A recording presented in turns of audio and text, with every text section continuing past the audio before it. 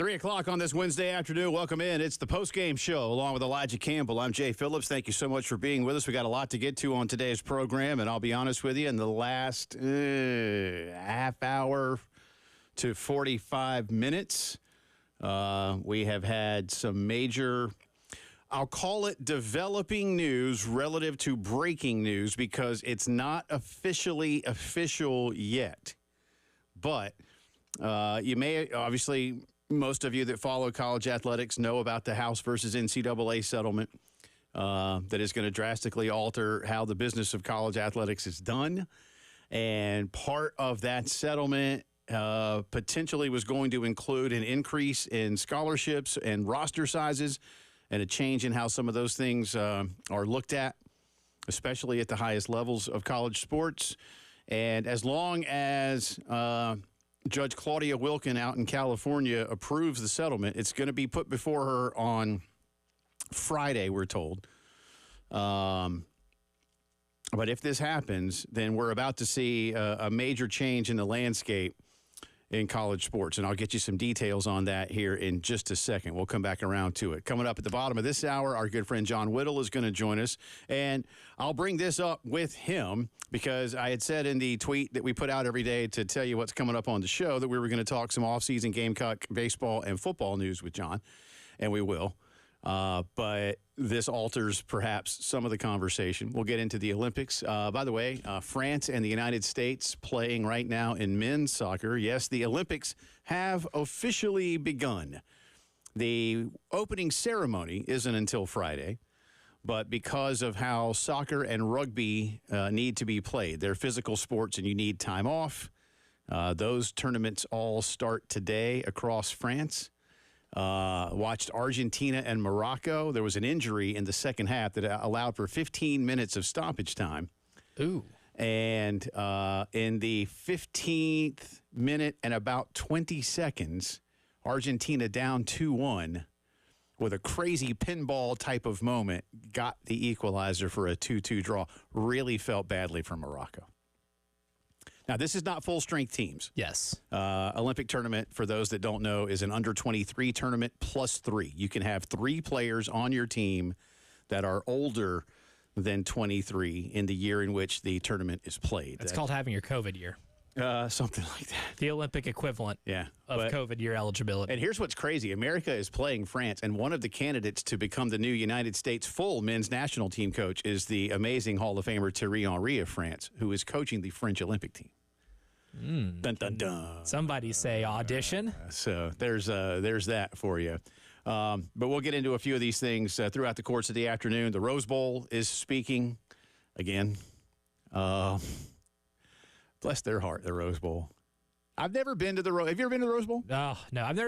Fun fact, never even been to the state of California, but I've always wanted to go to a Rose Bowl. That's a sports bucket list thing. So I have the closest person I know that's ever been to the Rose Bowl is a good friend of mine, but he's not a big sports fan, and his dad was even less of a sports fan than my buddy is. But his dad was one of those dudes that liked to check all kinds of things, sporting events, non-sporting events, places, and so one of them was the Rose Bowl. And I remember when they went, it's probably been a while now, not necessarily being jealous, but like, y'all don't even like football. Yeah, there's a little jealousy there. I would be a little jealous. Yeah, if somebody that I know that didn't like football is sending me pictures of being at the Rose Bowl. Yeah. I'd be a little jealous. But anyway. That would settle in for me. All right, so let me get into this again, breaking / developing news. Ross Dellinger, Yahoo Sports, formerly of Sports Illustrated, one of the best in the business, put this out a little earlier.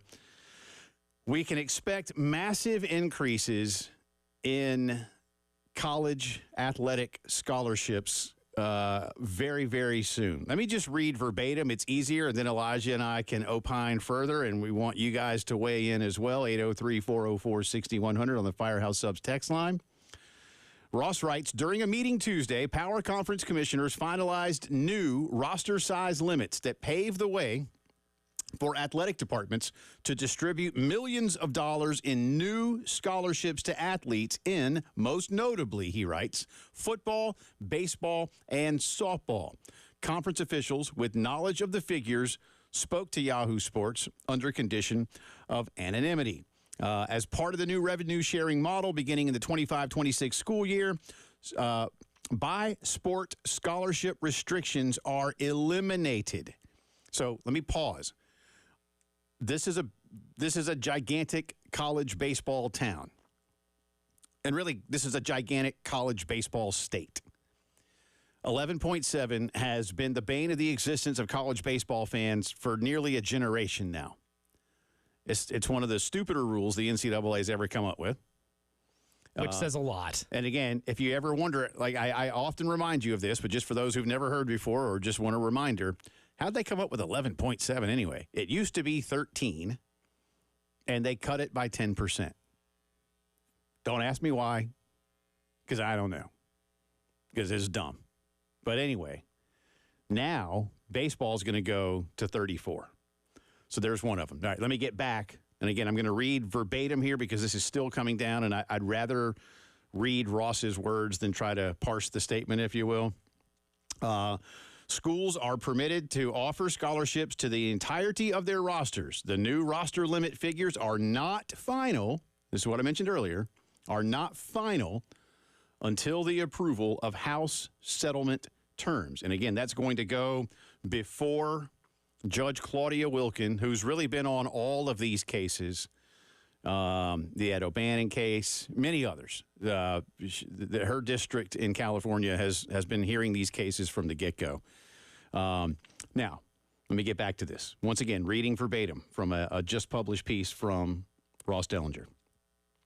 Football, with a current scholarship restriction of 85, will now have a roster limit of 105, a 20 scholarship increase for those schools willing to give the maximum.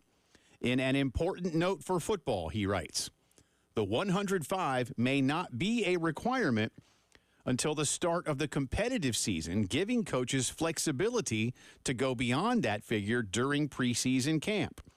Baseball, with a current scholarship restriction of 11.7, is expected to have a roster of 34. Scholarship spots for softball and volleyball, each currently at 12, will increase to 25 and 18, respectively. In all, more than 60 additional scholarships are available for distribution in those 5 sports. As they do now, schools are not required to distribute scholarships to each player. For instance, many schools are unlikely to use a full 34 scholarships for baseball, choosing instead to offer grants to only a portion of its roster and leave walk-on opportunities. This goes on in further detail, which we will discuss in a bit, but let me get you the numbers in the 5 sports. Again, football, 105 scholarships.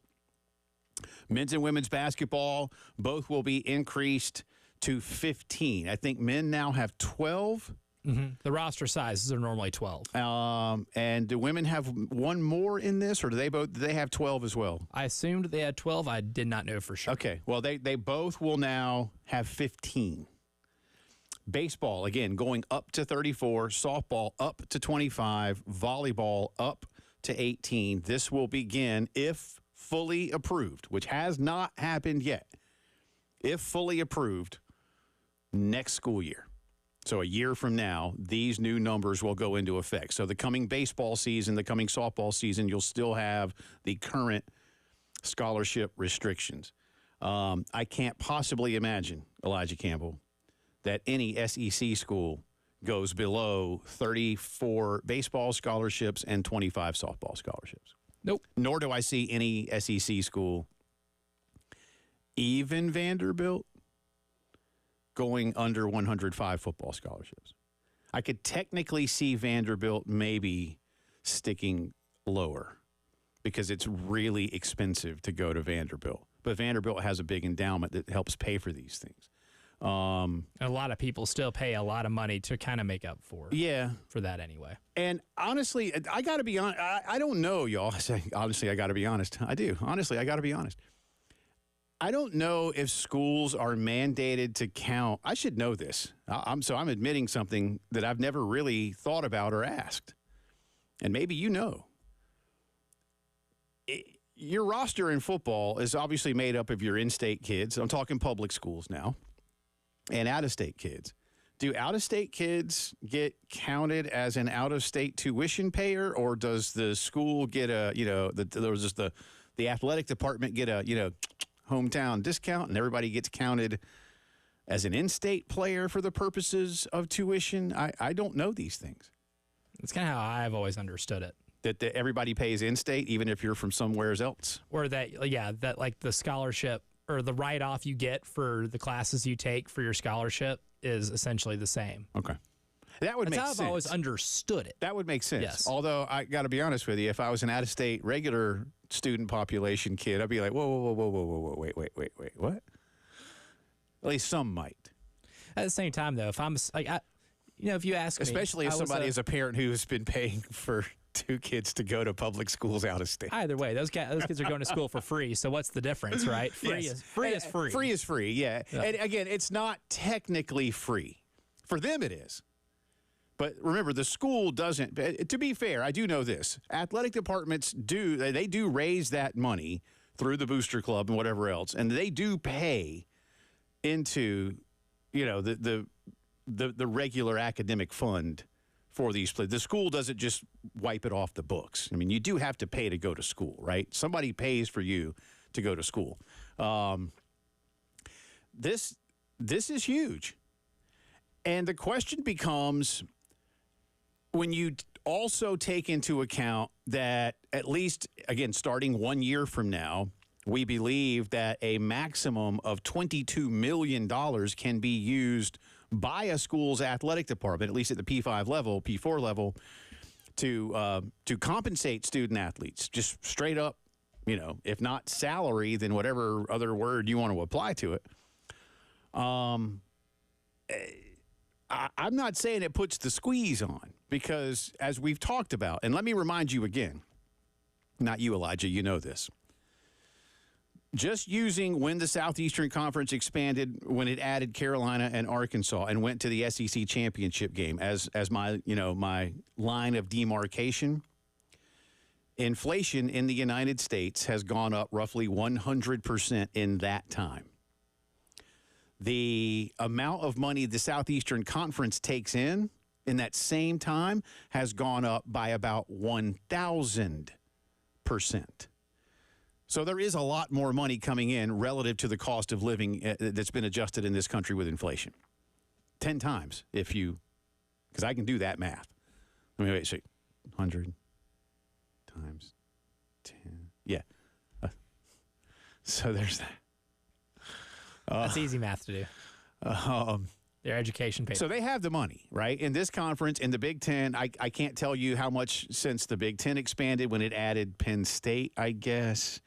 And now they've added others, how much their revenues have gone up. I'm going to say that it's probably in the same ballpark as the SEC relative to inflation. So these things, there's money. There's money. I do not necessarily believe athletic directors and presidents and other, I don't know where we're going to get the money. You got the money. Again, that tells me if you were able to fund all of these teams back in the day, you can fund them now. Well, it tells you not only do they have the money, they've always had the money. So we'll get into that. But listen, some will see this as very celebratory news. Others may get a little more pensive about it in terms of what it looks like. Will there be discussions about having to cut a sport or two to make sure that you stay under any kind of budgetary lines? 803-404-6100. We'll get into that for you. A lot going on today. And again, John Whittle coming up in a bit. It's the Wednesday afternoon postgame show.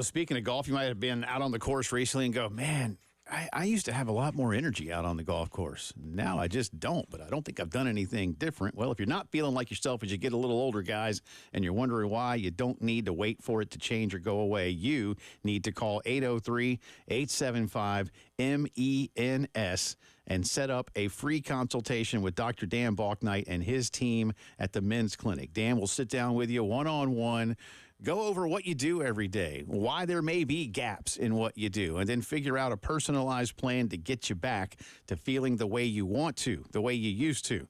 There's no such thing as a one-size-fits-all treatment when you call and deal with the Men's Clinic. Again, that number is 803-875-MENS. They're healthcare experts when it comes to dealing with men, and they're ready to help you out right now. You can also learn more when you log on to themensclinicsc.com.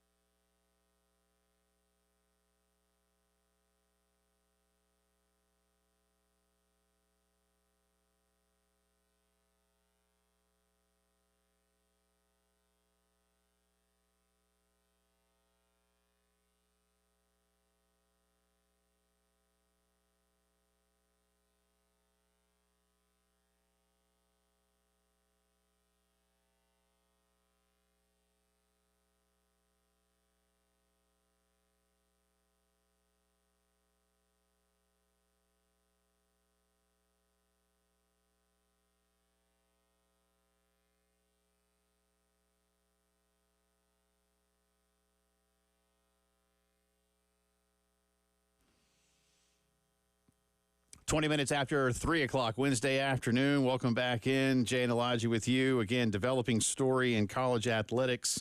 As long as everything is fully approved by Judge Claudia Wilkin, we will be seeing, beginning in a year for the 25-26 school year, massive changes to roster limits and scholarship numbers for college sports, especially in 5 premier sports: football, men's and women's basketball, baseball, softball.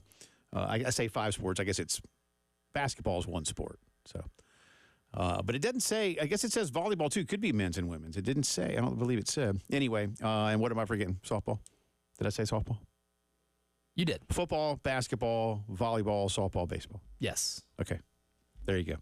Well, And a few of you have already hit me on Twitter. Thank you. Another fellow Jay, which is always great. Great name. Jay says, this will be devastating to men's non-revenue sports. The best place to get the money and stay in Title IX compliance is by cutting sports like men's swimming, water polo, wrestling, etc., which will impact U.S. performance in future Olympics. The USOC is losing its biggest training ground. Not only the United States Olympic Committee, man, but, I mean, I'm going to go out on a limb and say if you look across the board in big sports, there's probably close to 100 nations that have kids go to college in America. Track, swimmers, basketball. I mean, like the South Sudan, they got some guy, I know everybody was all up in arms the other day. 43-point favorite. For one thing, again, who the hell is handicapping Olympic exhibition basketball? But somebody is. But South Sudan had a few dudes. I mean, like Luol Deng is like a big name, but William Gabriel played at Kentucky they got a few dudes, years ago. Yeah, they got dudes that played. Didn't one guy play at Georgia or Georgia Tech? Probably. I think so. But they got, you got dudes. And I mean, track and swimming. I mean, I remember, our good friend McGee Moody, who was Carolina's longtime swim and dive head coach, he had American swimmers, Egyptian swimmers. Like, I think one was from either, he'll hit me up, either like Peru or Ecuador. I'm forgetting some, I'm sure, and on and on and on I could go in terms of collegiate athletes. And a lot of those countries do the same thing. Like, hey, you need to get yourself real good, and you need to go get an American college scholarship. Because you know what? You get world-class training, which we can't really provide you all the time. Now, if you're a Norwegian cross-country skier, you need to stay in Norway. Can't imagine any good cross-country skiing programs. I'm sure there's a couple, but maybe not enough. Or not enough to satisfy the needs of the Norwegians and the Swedes and the Germans who take that stuff real serious. Like, by the way, we have a Winter Olympic news to get to in just a little bit. And somehow, some way, I'm going to find a way to tie it in state, and you'll see what I mean. Chris Traynor, obviously, Chris is great at his job for the state newspaper and has been for a long time. He asked me, does that mean football can have 105 scholarship players? Yes. Yes, it does. Pops Frisbee hits us, says it's huge, eliminates walk-ons at the FBS level based on the language. If all 105 roster players are on scholarship, and that's also the roster cap, eliminates walk-ons. Yeah, and I don't know, Pops, if coaches are going to be publicly, they might lament that to some degree, but privately it might be like, look, Kirby Smart already publicly lamented the possibility he did the other day of losing walk-ons. I suppose, I don't know, man. I mean, I don't think you're going to hold open, if you will, 10 of these spots for a walk-on and then give those 10 walk-ons scholarships because you can. And remember, just because you can doesn't mean you have to. Mm-hmm. Now, you may say, well, why wouldn't you? And I wouldn't disagree. Same thing with baseball. I can't possibly imagine a Southeastern Conference head baseball coach working with his athletics director saying, no, I'm good with 25 scholarships, and then the other 9 we'll give like a half, and you can keep the rest for whatever. I can't imagine that. Not that they're being selfish or demanding, simply that this is the Southeastern Conference. Why wouldn't you take full advantage in a sport that you take very seriously? Basketball, I think, speaks for itself. I mean, anybody's going to want to add. I mean, that's only 2 or 3 more. So that's not that big a deal. Football's going to be interesting. And look, to go back to who was it that hit us with, was it Jay? Oh, yeah, the USOC losing its biggest training ground. That does concern me. It genuinely concerns me. I don't know if that's the case yet. Again, we've heard a lot of ADs, Elijah, crying foul already. I don't know how we can pay for all this. Again, you've already been paying for it, and now you have more money. Now, I know you got to split off some of that money to the kids, but still on a percentage basis, relative to inflation, you're still bringing in a lot more money than you were when any of y'all were in college. Enough money to necessitate certain schools moving into conferences that are 3 time zones away. I mean, the bigger thing might be like SMU has told the ACC, we'll fully fund ourselves for 7 years. Is even incredibly wealthy Southern Methodist University of Dallas, Texas, in 4 years going to be going, oh, crap? Or are they going to be going, nah, we just tapped a couple more oil wells? Like, I don't know. You know? But if you're fully funding and you take it seriously, and listen, the ACC is really good at a lot of stuff, just like the SEC. I mean, it's weird how we've sort of forgotten that the ACC is really good at some things that don't grab a lot of national attention, but they take them very seriously. You have to fund those things. You have to have the coaches and the facilities. And I don't see any reason why the ACC is going to stop. So we'll continue to look at this. Hit us up at jphillips1075, at 1075 The Game on Twitter.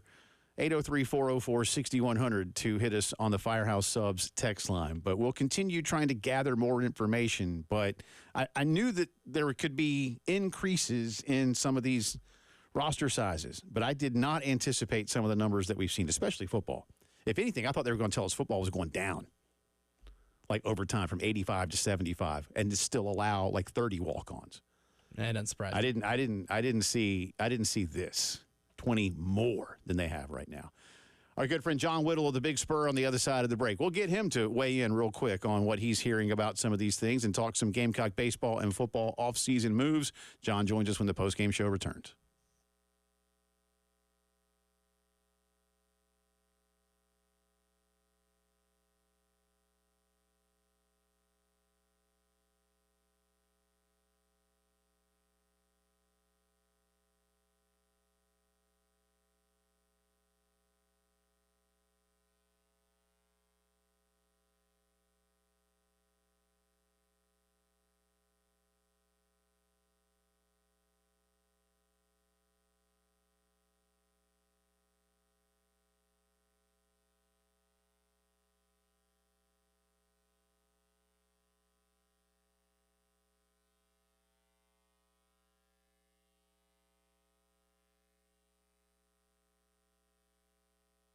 How you watching the upcoming international athletics competition?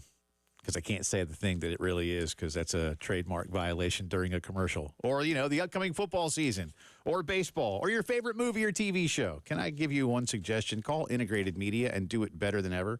Or maybe hey, I've been to a buddy's house. He's got that. Or I've been to a sports bar. I want that. Can I get 3 TVs in my new man cave? Yes, you can. You can get 5 or 10. Call them up. Dream it, man. Dream the dream. And then call Integrated Media and make it a reality. Maybe you want a fantastic outdoor system. You got a deck or a pool, nice screen porch, and you say, I want a TV out here, but I'll bring my TV from the inside and don't want to do that anymore.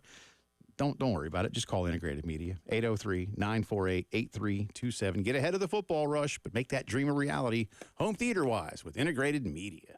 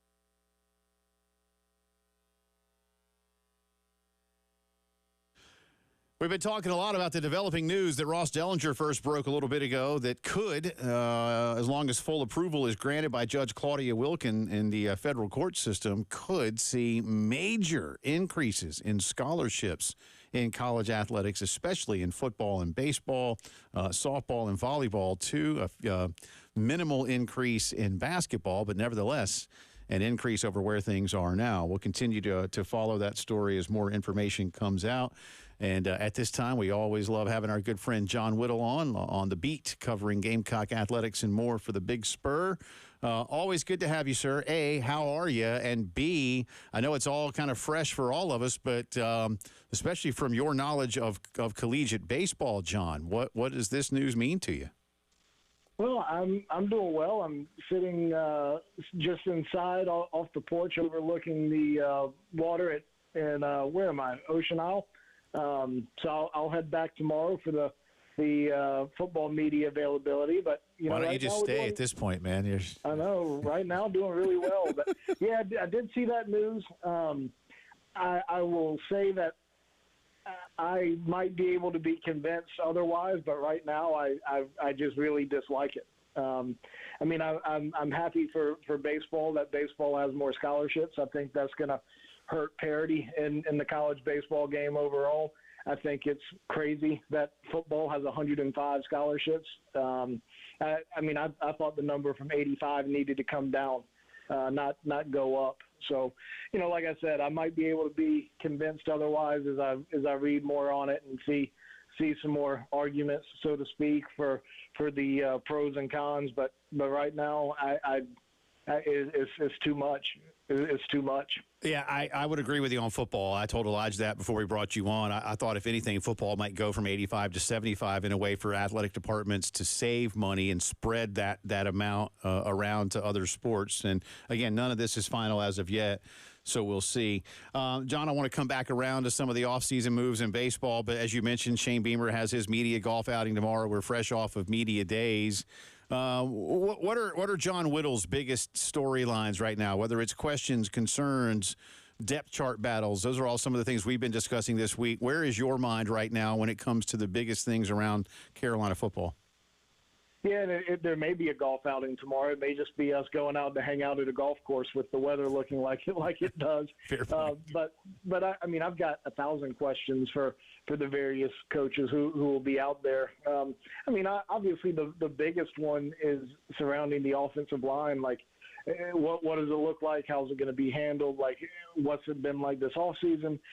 There's so many questions around there, and like the comfort and like what beyond injuries is there in comfort in believing that this group is going to be better, right? Like, there's depth and so forth. But I just want to really dive deep into what that looks like. But that's an obvious question, right? Like, we know that's the biggest question mark in South Carolina football going into this. But I want to know how there's quite a few, especially in the front seven, new pieces that were brought in on the defensive side of the ball, that you want to kind of see how all of that comes together. I mean, you need all 11 guys on the same page on that defensive side. And when you bring in so many new guys, like, you wonder how everybody kind of clicks and how the communication goes and so forth. And I want to dive a little bit deep into that. And there's some obvious things like the battle at the left tackle position, the battle at the cornerback position opposite O'Donnell Fortune. Is the nickel going to look the same this year with Jelon Kilgore? Or, how does that kind of shake out? Obviously, there's 1,000 questions about the wide receiver position too. There's just a lot to talk about in terms of changes from last year, and what things kind of look like and how they feel going into this preseason. John, talking with Debo and Boogie Huntley over at SEC Media Days last week, there's a lot of enthusiasm that the defensive production from the end of the year last year, where they held Kentucky to 14 points, didn't give up an offensive touchdown against Clemson, and the way they ended the season as well as it was can be continued. And I know you alluded to some of those new faces that they brought in on the defensive side of the ball at pretty key positions.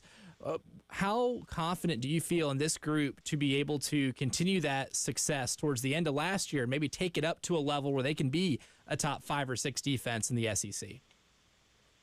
5 or 6 would be a huge jump from last year to this year. And you got to kind of ask yourself a little bit, like, obviously they played much better towards the end of the season. The offense has also got a lot worse towards the end of the season. Like Kentucky and Clemson were certainly nothing to write home about from an offensive standpoint, but South Carolina went out there and did the job. One thing I think that's kind of underrated, and maybe I believe in this too much so or more strongly than most, is I believe that continuity is a very good thing. If you have the right people, you can't have continuity and be good and have a bunch of bad coaches. But I think continuity with good coaches is a good thing. And with Clayton White being back and having his assistants around him all back from last year, I think that's going to be beneficial for that entire defensive side of the ball. So they definitely had some momentum coming out of last year and going into this offseason. Added some really good pieces, whether it's a Kyle Kennard or Demetrius Knight or Bengali Kamara. Like there are several great additions on that side, not to mention Dylan Stewart from the recruiting class. I really like I really like the momentum they brought from last year into this offseason and how they've been able to build on that. And now you just have to keep going. Talking to John Whittle, the Big Spur, Gamecock football and baseball offseason notes. Get to some baseball in just a second. John, I'm not alone in this, but I'm basically labeling Carolina as an under-the-radar SEC football program for 2024, and it does feel like that's the consensus around a lot of people, or for a lot of people at this point around the conference right now.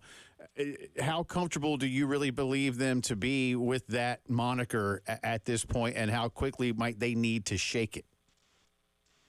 Well, I mean, you sit there and think about it. You see them pick 13th in the league out of 16 teams, and you start thinking, this team should be better than that. Like they're experienced at so many different places. They've got some good talent at so many places. Like they've got to be a couple spots higher than that. And then you start looking at the teams ahead. It's like, well, they're not clearly better than this team. They're not clearly better than that team, but they can be better than probably 4 or 5, 6 of the teams in front of them. So, it's just a matter of going out there. And as we've talked about, there's so many new pieces coming in and a few things that just have to be completely rebuilt that, I think South Carolina at the end of the day has more question marks than most of those teams out there. And, oh, by the way, they didn't finish great last year. It did 5-7.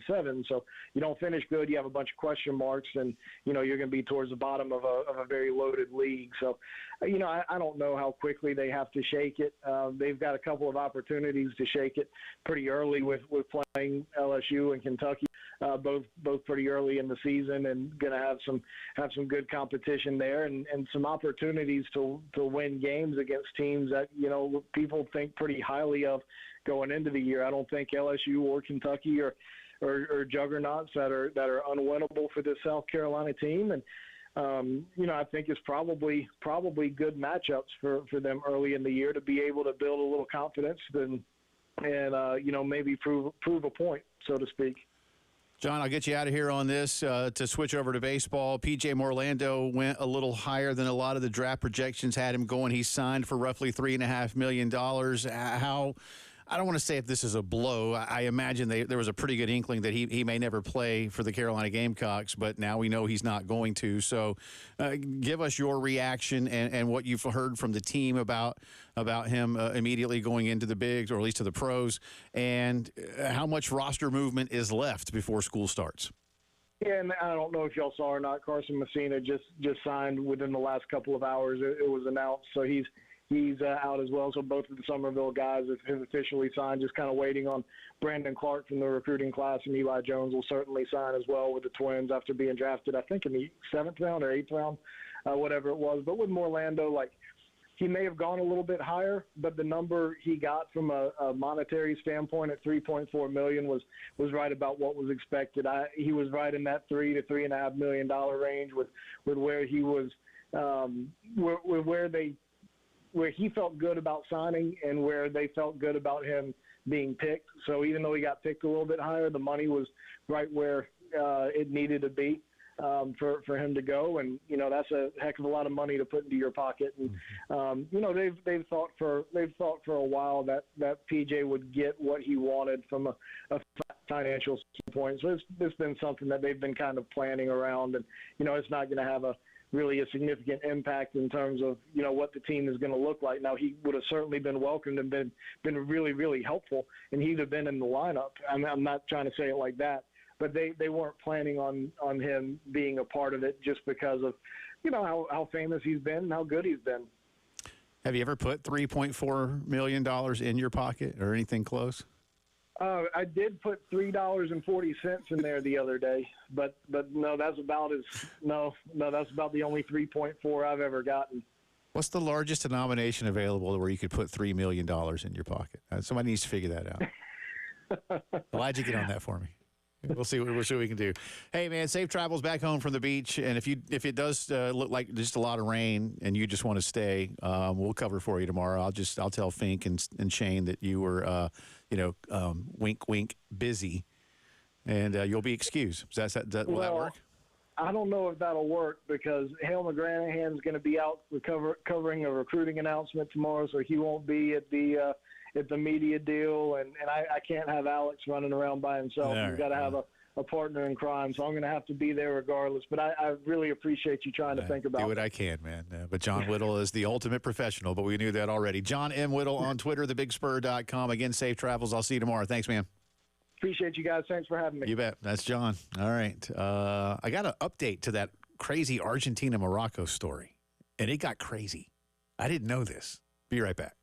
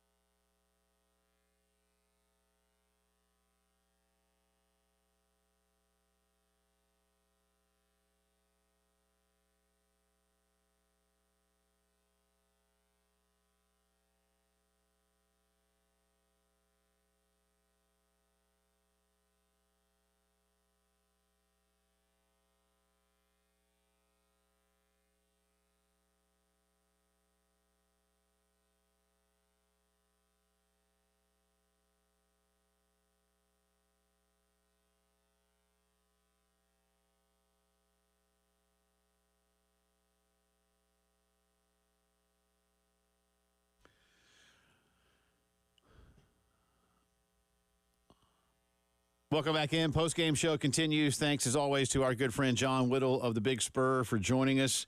Olympics are officially underway, or are they technically underway? How do you want me to portray that?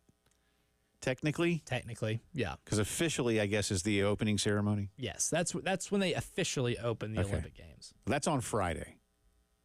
But soccer and rugby have started today. By the way, later on, we have a somewhat comical soccer story from the women's Olympic tournament. But it has nothing to do with a game. We'll get to that. Actually has some Bill Belichick ties. Something like that. Kind of. So I mentioned to y'all earlier, I was watching, I had it on Peacock this morning, and one of the games that was on was Argentina-Morocco in men's soccer. And Morocco was up 2-0 for the longest time. Argentina scored. Morocco was holding on defensively, and there was a lot of injury time. And in the really as injury time was crossing over, like the final few seconds, Argentina got a goal to make it 2-2. So I just got an alert on my phone that told me that the game actually ended 2-1. Here's why. There were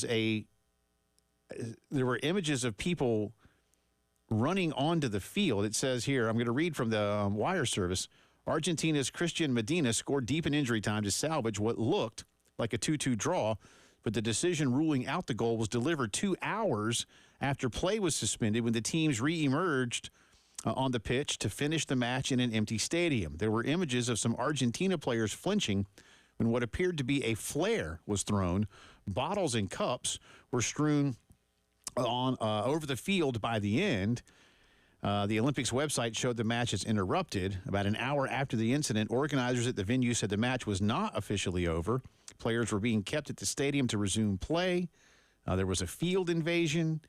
And anyway, somehow, some way, I don't know. I've got to go find more, but that game actually ended 2-1. I don't know who's listen. I don't know if it was Moroccan fans, because Morocco is actually really. I mean, it's technically just south of France. You got to get over the water, but it's right there. Not too far away. Anyway, I guess it's closer to Spain, but it's still not too far away. But I don't know if it was Moroccan fans, if it was Argentinian fans, who are also, believe it or not, quite passionate about the game. You may not have heard that. As the number one ranked team in the world. Yeah. And champions of both their continent, really our hemisphere this year, and the world. They're pretty good. And they got that guy. I forget his name, but he's all right. Luis Scola, yeah. Yeah, so. Manu Ginobili. Yeah. I wonder how good Manu was. You're too tall to play soccer. We need you to play basketball instead, son. All right, that's fine. Yeah, you're 6'3". So I don't know, but that's crazy. So a pitch invasion caused some type of review, and I don't know why the goal was disallowed. It looked good to me when they showed it. So, but that was the last I saw, and then I moved on about my business. So, and they actually went from that to a rugby match. So they didn't even on Peacock with they had, I forget which of the hostesses they had. Ignoring of controversy. Well, and it was live. I mean, I was watching it live, so I don't know, man. But already these Olympics are off to a heck of a start. Totally non-controversial. Very smooth. Already having a pitch invasion. This is great. This is going to go very well. I did see too earlier that apparently. Now I'm kidding. Now I just sound mean, but I'm really not trying to be mean. But apparently there was some professional dancers that are going to be part of the opening ceremony. And they had threatened to go on strike. I guess they needed better compensation or, outfits. They get cut from the breakdancing teams, which is now an Olympic sport. I don't know what kind of dance. Maybe there's an axe to grind here. Well, are we talking like French can-can dancers from back in the day? Are we talking break dancers? Yeah, I don't know. But apparently the good news is whatever these dancers do that going to be part of the opening ceremony on Friday, they have decided not to strike. And if you are familiar at all with French society, the French are really good. Look, they're excellent at cuisine and wine and soccer. They are also excellent at labor strikes and like public rioting, like with the throwing of tomatoes and vegetables. They're really good at all that. Like world championship level in all 5 things. Rioting, yeah. Not like terrible, awful. And I'm not trying to make light of rioting, but I mean, like when French people get mad about stuff, they take to the streets and they throw tomatoes and Their stuff. temperament is notorious, yeah. So rudeness. I don't need it. In the Like, world what of would a rudeness. dancer strike look like? Are they dancing out in the street like all crazy and kicking people? Like, I don't know. But again, we don't have to worry about it now. Also depends on the dancing. Don't have to worry about that now. The Rose Bowl is not going on strike, but it is taking a stand. And we'll explain when the postgame show returns for hour 2.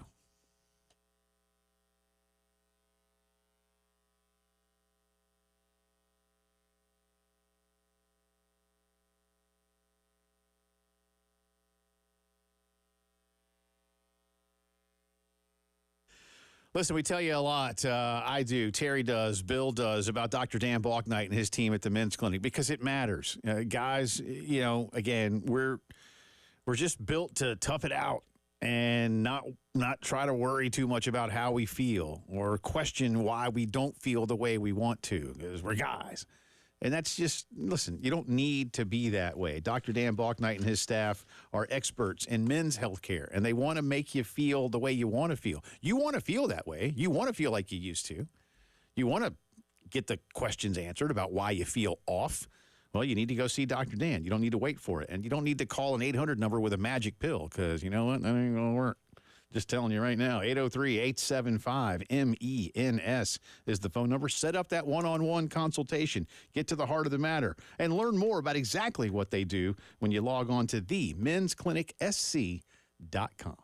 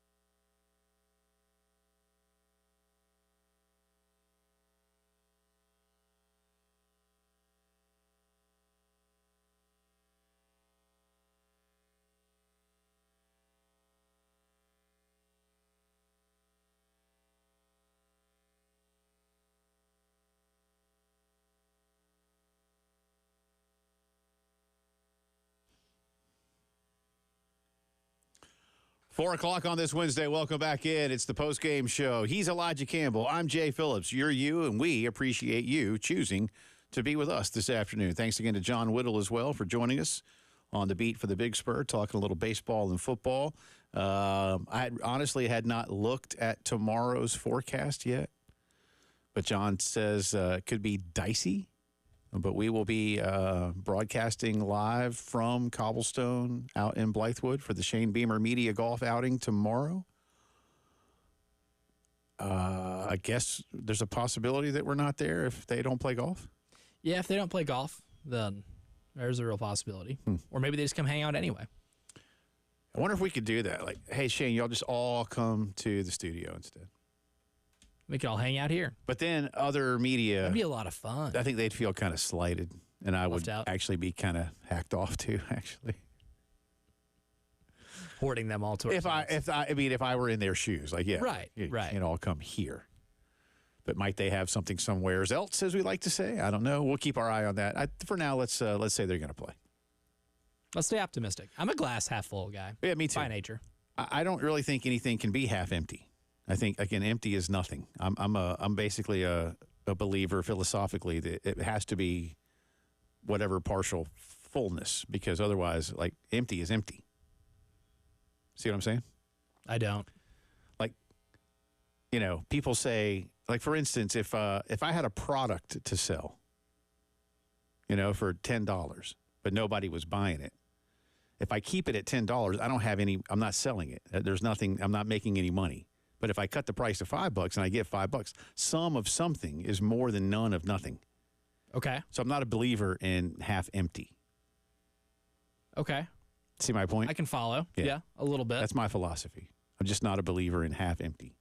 Like we were talking about zero the other day, like week 0. That it does, yeah. Zero. Like zero, insinuates it can't. nothing. That it can't. You can't. I mean, 0 doesn't have value. It's really more just a numerical placeholder when you want to get into negative numbers. But it has no value. The first week of something is week 1, which is why I want people to do away with the term week 0. 0th is not a week. The 0th week of the season. Yeah, the 0th week. Yes. Let's just start doing that, and people go, "That's dumb." I'm like, yeah. You see our point now. In fact, you know what? We need to start doing that.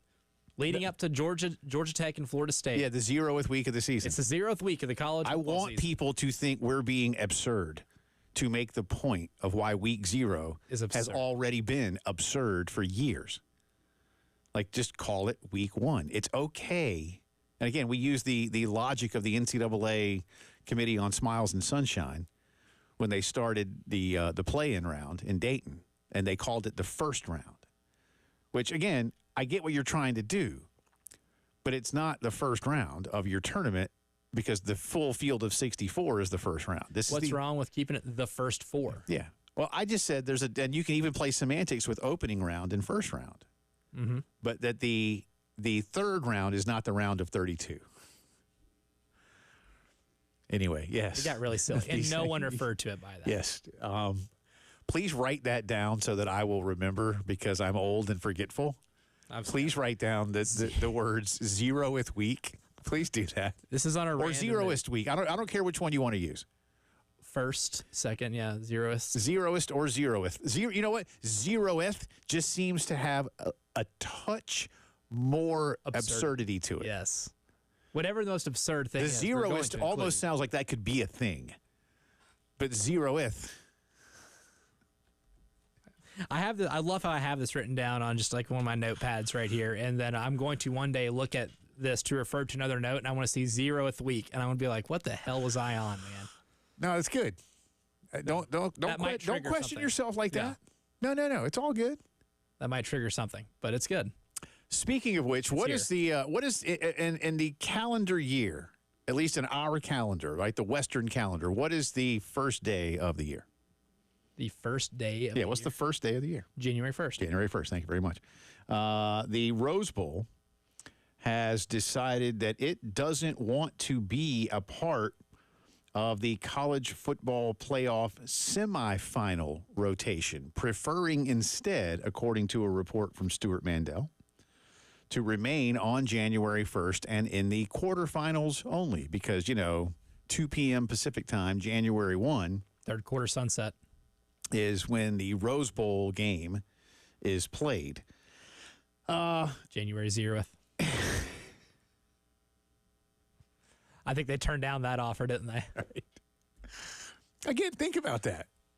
Does any month start with 0? I'm just curious. Does it? If they have, I've missed it. Yeah, I've been around a while. I'm older than you. You've been around a lot more than me. I don't. You would have noticed this by now. Yeah. I think we're both pretty observant. Yeah. When's your birthday? April 0. Oh, nice. Cool. Mine too. Yeah, no one's done that. Yeah, said no one ever. This is kind of, look, here's the thing. I've already told y'all, so I'm probably going to blend a couple. First off, to the Rose Bowl folk out in L.A., good for you to stand on principle. I'm here for that. Beyond that, Elijah, there's part of me that felt like for a while the Rose Bowl was kind of doing to the college football playoff structure what the Georgia, Auburn, and Bama, Tennessee games were doing to SEC scheduling. It's like, I can't have just a little bit of you screwing it up for the rest of us. I appreciate your need for tradition, but we got to figure out a way to do this differently. So maybe this is the Rose Bowl now, realizing that all of the posturing was like, well, hey, you know what? We can't have y'all every third year or whatever have our semifinal game on New Year's Day at 2 p.m. Pacific time. So instead, we'll just fall on the sword and remain a quarterfinal game. But you know where I'm going next, Mr. Campbell. I don't like these bowl games being part of the playoff structure to begin with. Mm-hmm. If they want to if you really want these bowl sites, then you line up all 6 of them. You quit taking bids from NFL venues other than the ones that already host one of these bowl games, which I guess is most of them now. Oh, the New Year's 6 games? Yeah. Is the Rose Bowl the only one that doesn't host NFL? Yes. Phoenix NFL, Dallas NFL, Atlanta NFL, Miami NFL, New Orleans NFL. Yeah. So there you go. And just every 6th year, you just rotate that. There's your championship site. Everything else needs to be on campus. And that way you can keep these people happy. And, I just don't like the bowl. I get it. I love college football tradition as much as anybody. I promise. I really do promise that. But I am also a realist. And if you're going to do this and teams are going to bust their butt to earn a spot and then potentially earn a home game, again, talk about the use of the word absurd. It's absurd that we're not going to let the 4 best teams, or at least the 4 best conference champions, have a home game in the playoffs. They don't get the advantage of a home game. They're rated 1, 2, 3, 4, or at least seeded 1, 2, 3, 4, and they won't get a home game. That's dumb. I don't like it. I don't know how you. They do get a free pass to the second round. They do, and which I think is still a pretty good advantage. And that's what Bill Hancock. And we didn't get a chance, by the way, this year to speak with the new CFP director. He was on the rotation, but not nearly as much as Mr. Hancock used to be. So I promise that'll be top of mind for us next year in Atlanta. But that was the thing. Mr. Hancock looked right at me like 2 years in a row. Yeah, but they don't. But they get an off week. I want them to have both. And I don't think that's selfish. I want them to have both. Just like an NFL team. The best team in the NFC and the best team in the AFC. You know what they get? First, a week off. You know what they get second? A home game. Home field advantage. Yeah. Well, also, think about it, too. And one of the more eye-opening things I think I learned when we talked to Gary Stokan from the Peach Bowl was that I asked what's kind of the difference between having your bowl game be a standalone game and having your bowl game be part of the college football playoff rotation.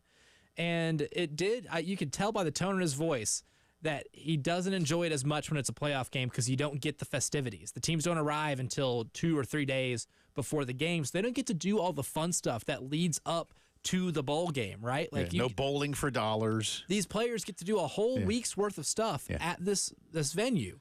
And at a place like, Pasadena, California, not only do you get like the great weather, you get to hang out in Pasadena for a week and get to enjoy all the festivities that make a bowl game a bowl game. That's something I think I've never really just taken into consideration when talking about the playoff and venues for the college football playoff. But wouldn't it benefit these bowl games a whole lot more, even if the caliber of teams that are participating in them aren't what you're accustomed to? Wouldn't this still be beneficial to have these players and these teams here for the entire week and make this the whole week-long event that you've had it traditionally forever, instead of cramming it in to 3 days where teams aren't going to want to do anything extracurricular? You're not going to be able to do all the fun stuff that you normally do leading up to it, and it's all playoff based. I think so, and I've told you before to kind of go to the end game for any particular bowl site. I go back to Kirby Smart before Georgia's first title a couple of years ago when they won the Orange Bowl semifinal. Mm-hmm. And the Georgia players were like, we just won the Orange Bowl. We're going to dump Gatorade on Kirby's head. And Kirby was like, the hell you are. Because we hadn't done anything yet. Mm-hmm. And right there, you knew. But that's because celebrating a win in the Orange Bowl is one of the great accomplishments for a college football program. Getting to chuck oranges into the crowd after you win the Orange Bowl should be fun. And Kirby, rightly in my opinion, didn't let him. Like, no. You've won nothing. You've taken a step. The job's not done. Now, if they had brought all the oranges with them, that would have been fun too. I forget what city Georgia won that first title in. Indianapolis. Thank you. Or you could probably just buy some oranges. But they're not the Orange Bowl oranges, Jay. I think that's what you're forgetting here. But the kids wouldn't know. Just go get one of those They were born at night, not last night, man. Get one of those big bags of oranges with the red netting.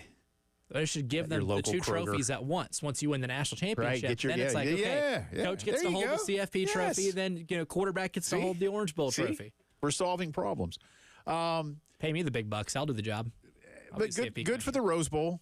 It doesn't really screw anything up, right? No, not at all, actually. I mean, if this is what we're going to do, and for now it is, again, I am a full-on 100% advocate of home games, or at least campus games, until the championship. And like I say, if you want to put the championship out for bid like the Super Bowl, or if you want to rotate amongst the 6, or in this case 5, since the Rose Bowl wants to hold on to its longstanding tradition, so be it. But I mean, you earned it. You should play. I don't. But I'm going to lose this fight.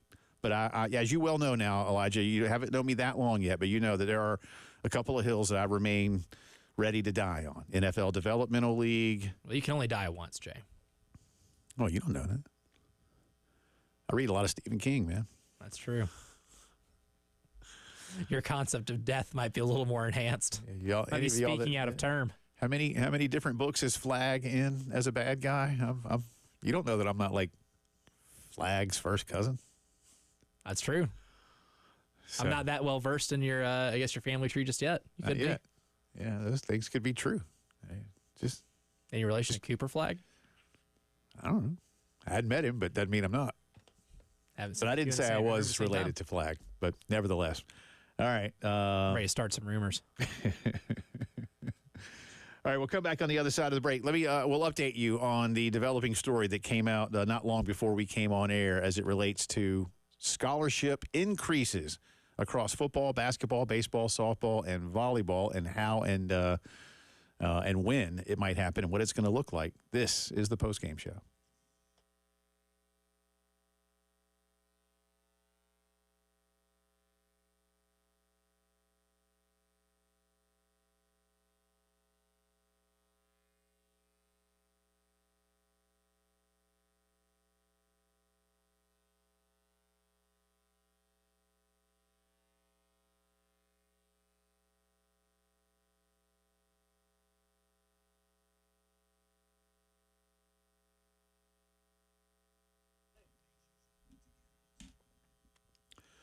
You know, unless you like putting your money in a mason jar and burying it in the backyard, you need banking services. We all need banking services. But we also, in this day and age, might like to do that kind of banking for a little bit less money. And that's where folks like Palmetto Citizens Federal Credit Union come in. You see, they're not a big for-profit bank. They are a not-for-profit credit union. And their earnings are returned to members in the form of lower rates and fewer fees for all kinds of things: checking, savings, credit cards, car loans, home loans, equity loans, student loans, whatever it is that you might need, you can do it for less with folks that have also been doing it since the 1930s. So they know what's up. My wife and I are members of Palmetto Citizens. We use the Millwood branch and have gotten terrific service over the years that we have been there. So again, whatever your banking needs, you can find a way to do it for less and with some great people and a lot of updated stuff to help make it even easier these days.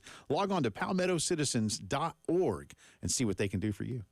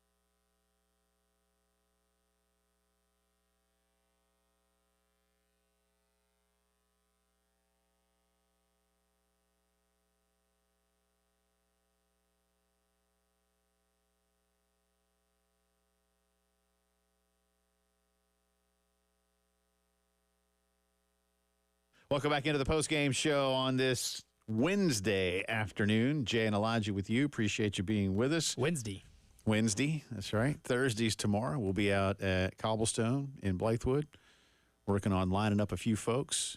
I'll bug Steve Fink a little bit later on to make sure all this is good. Oh, yeah. But Keep him privy. We'll be out there live from 12 till something. Elijah and I may have to huff it on back here to finish the show. We will. I did an extended show out there one time. And this time of year, for a dude like me, I feel like I lost like 15 pounds, man. Because yours truly can sweat. Oh, and we were both. We were outside. That's why I have a fan next to my bed. Well, we brought a fan last year, and I will say that made a tremendous difference for me. Like, I have a fan next to my bed in the winter. Like, I keep the ceiling fan on all the time. My wife is still with me despite that, but that's how you know she's a real one. yeah, but Mrs. Phillips, A1 since day one. She is not me. She's like the opposite. My wife's like one of those people that can wear a sweater in the air conditioning in August, and I don't get it. No, can't. You know, or like the ladies that I used to work with at the State House. Now, they keep the State House cold. And when I worked I worked inside the State House, not in one of the office buildings, which I imagine they also keep cold. But they keep the State House very cold. Either that or just because it's made out of granite, it just stays cold. Which probably helps. To keeping it cold. Yeah, it does help. I would imagine that, large blocks and slabs of granite and marble do actually help insulate, right? Pretty well. Yeah. Thick rocks. But they're like, but they're wearing sweaters in the summer. And meanwhile, I'm like, ugh. And for a while when I was in the governor's office in my early days when I was still in college, we worked down in the basement, man. So it was even cooler down there. And I was still like, can we crank the AC? Oh, I'm telling you, no. I did not work in a restaurant for very long. It was a very short time, but it was in a late summer, early fall. And even when the temperature started to dip a little bit, I was absolutely, after every table, I'm going in the freezer and just standing. Yeah. I'll stand for a little bit. I used to love because doing it's that. just, it gets so hot. When I was working for my mom in the food business, especially on heavy workload kitchen days, I wore the kitchen gets hot. Sometimes I did. I either would put on like a do-rag to keep the sweat from going down. What I should have had was one of those cool like Moses Malone headbands, and I never wore one of those. Oh, yeah. That would have been even better. That would look good. But otherwise, I was like just afraid to, cross over the health code. So I had to keep it real, man. Had to. So I'm with you. I've done that too. Anyway, all right. So came out a little earlier today from Ross Dellinger of Yahoo Sports that we will soon enough, as long as this is all fully approved, see football scholarships go to, hang on, let me get the numbers exactly right here. We'll see football scholarships go to 105 from 85. Men's and women's basketball will both go to 15. These are full scholarships. Baseball will go to 34, currently at 11.7. Softball will go from 15 to 25, and I think volleyball goes from 12 to 18. Let me double check on the volleyball minimum right now, or maximum right now, excuse me. 12 to 18. Sorry, softball and volleyball both at 12, and they will go to 25 and 18. I don't disagree with what John Whittle told us last hour. If y'all missed it, John was on, and Elijah, you'll back me up on this. Before we had John on, I told you I thought football would go down to 75. And I still will believe, and we could talk with Shane or whomever about this tomorrow. I personally think that football can survive on 75 scholarships plus walk-ons. I understand that it can't be like, I've said, people have said before, yeah, NFL has 53, plus they've got like the taxi squad. Practice squad players have existed, forever. And you can elevate those guys pretty routinely, but you have to have the game day roster at 53 in the NFL. Always announced on like Thursday or Friday. Yeah. So, look, people do get hurt, and you do need a larger roster because, again, there are no trades. There is no free agency. There is no talent pool that you can go into. Can't go on loan either. No, you can't do that. Again, I'd be all for it. Like I said, hey, Alabama, that third-team offensive lineman could start for us. Can we trade? Backup 5-star quarterback Ty Simpson. Yeah. Oh, Tennessee Martin needs a quarterback. Can we use him for a week? Not how it works, unfortunately. So, but again, 85 just feels like a lot. And 75 feels like it would be manageable, plus walk-ons. And every year, a few walk-ons get scholarships, which is always nice. But instead, they're going the opposite direction and increasing this. But that's going to be the roster cap. So will it be, as Tim Frisbee hit us, Pops Frisbee, former Gamecock, and a walk-on to boot, will this be the end of walk-ons? I guess. That's where it gets complicated, right? Because on one hand, Doesn't have to be, because you don't have to give 105. exactly, you don't have to. And here's the thing too: you can still have them if you want, but also at the same time, if everybody that's on your football team is on scholarship, that's like a good thing, right? Kind of the thing about being a walk-on is you have to still pay your way, right? And if we can give everybody on the team a scholarship, I don't see anything wrong with that whatsoever, and I'm inherently led to believe that's a good thing, right? And if you think about it logically too, you're thinking, okay, well, what if it's taking spots from people that, like the A&M 12th man guy, right? It's supposed to be a walk-on. It's supposed to be somebody who wasn't recruited by anybody else, who chose to come to A&M out of the love for Aggie land in their heart, and all of this romanticized stuff that we associate kind of with college football. Like those, like the scrappy players that just weren't getting looked at. Right. We could give them scholarships too. Not all these scholarships can go to another 2 or 3 star, because at some point, if you are a recruit, a 3-star recruit, you got to go where you're going to play, right? Like, go where it does you no good to take a scholarship somewhere if you know you're going to sit on the bench. Unless you just want to. Unless you, But if they're going to, then again, if the school's going to give you one, see, that's the thing. I wouldn't. That's why I take it to 75. I'd be more selective. Some kids might be perfectly fine with. Look at what I got, man. I'm on the football. I can go tell all the girls down at the club that I'm on the football team, which would be an advantage. You know, I don't know. And what about? And I'm serious here now. You know, when you hear about a preferred walk-on, you know, that's somebody who's probably pretty good. Like, hey, we don't have room for you right now. You're definitely on the team. You got to pay. But we'll make sure that every advantage necessary is given to you to ultimately maybe bring you up to scholarship. Now, that guy can still make the team. That's the thing, too. 105 is a lot. That's a lot. And I think the days of Bear Bryant hoarding a bunch of players, so Auburn, which is why we have 85.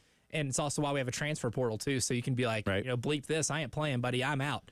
Auburn, here I come. Georgia, South Carolina, insert team here. You know, you can't just do that anymore because players can leave. They're not under your thumb anymore.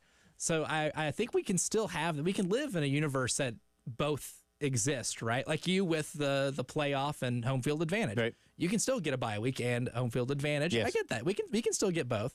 In this instance, we can still have these Rudy-like stories, these Stetson Bennett-like stories. They just won't be considered walk-ons anymore, right? I think we can still. I think so too. And again, might some coaches leave open? I don't know, 3 or 4 of the 105 slots for something like that. I mean, I don't know. Again, uncharted waters for a lot of us when it comes to this. This will be something we can ask tomorrow. And I would imagine to be fair, as I sit here and ask and answer my own question a day ahead, I don't know how much at this point these coaches have really thought about that. Now, look, these are the kind of things that coaches will tell you, we don't worry about schedule format and all that. You know, who do we have to play, and we'll scout the opponent accordingly. But they do worry about the logistics of their team. So how much have they thought about it? I don't know. How much have Shane Beamer and his fellow head coaches and their assistants and their personnel guys thought about, hey, you know, we're probably going to 105. I'm sure they've been asked. In the AFCA meetings, I'm sure they've brought this up in some breakout committee room. Certainly.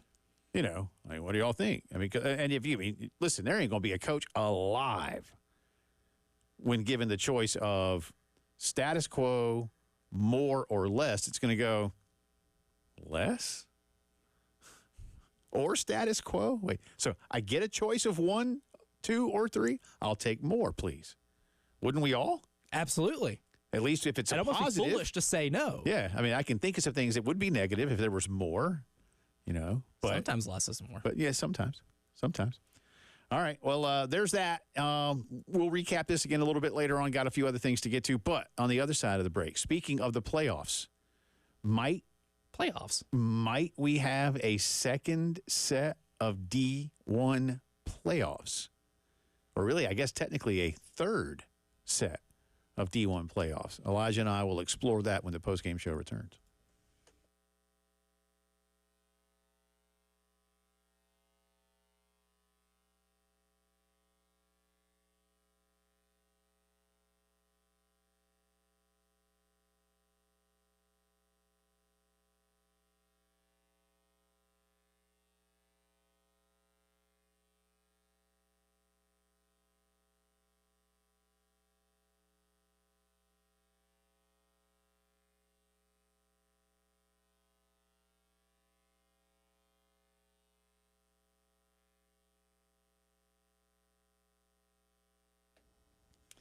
Quick word about my friends over at Columbia Secret for Weight Loss. Look, we do a whole lot of talking about coaching on this program, right? We talk a lot about the great coaches, what it means to coach some people to greatness. And when it comes to coaching people to your weight loss goal, man, Columbia Secret for Weight Loss does a fantastic job. Paul Grant and Shaylin over at the Columbia office have done a marvelous job, especially for me, right? I'm kind of a night owl. I have some very odd eating habits, and my eating schedule has been, I would say, a little different than other people. And it has been ever since I became an adult, honestly, but that was no worry for them. I was honest with them. They became honest with me, and together we worked to be able to reach my weight loss goal with a plan that fit my personal lifestyle, and doing this with no shots or pills, and the results came instantly. And if you're interested in those results, learning the secret of losing to up to a pound of unhealthy fat per day, give them a call, 803-824-4210. Columbia Secret for Weight Loss. Results may vary.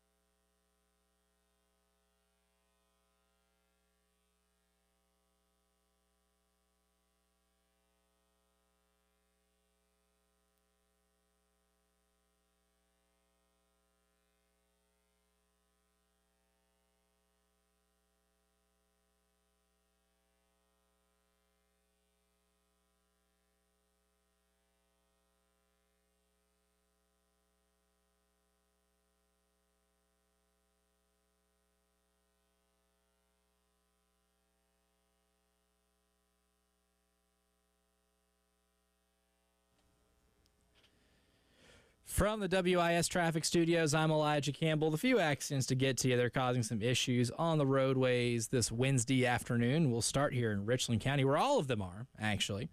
One here in downtown on Washington Street at Assembly Street, so traffic moving a little slowly through that part of the downtown area. We also have an accident on Screaming Eagle Road near McCord's Ferry Road.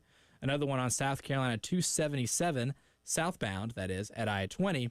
And then lastly, we have another one on Assembly Street near Calhoun Street. So a couple of areas here in the downtown area that have some accidents making some slight delays.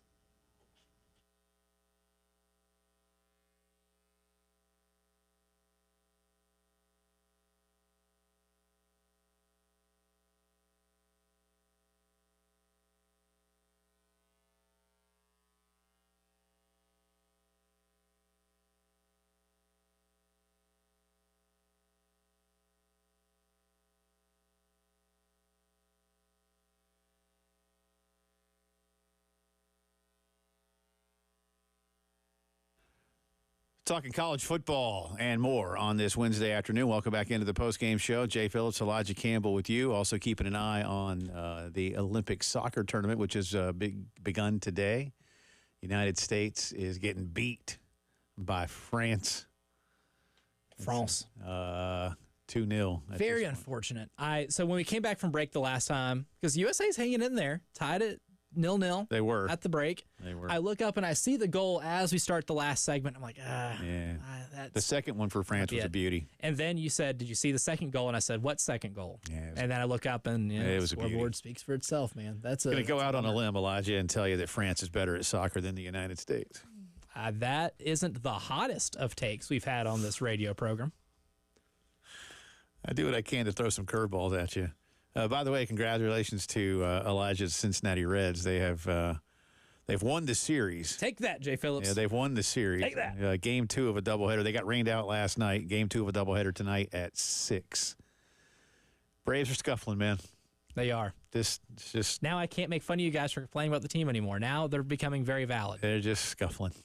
They're becoming very valid. Well, the Reds have scuffled all season long. If y'all didn't hear, too, most of you have heard Whit Merrifield sign with the Braves the other day, and yesterday, in his literal first few minutes as an active Atlanta Brave, he, I guess, took a ball in infield off of one of his fingers on his right hand, and without trying to make you squirm in your seat too much, apparently.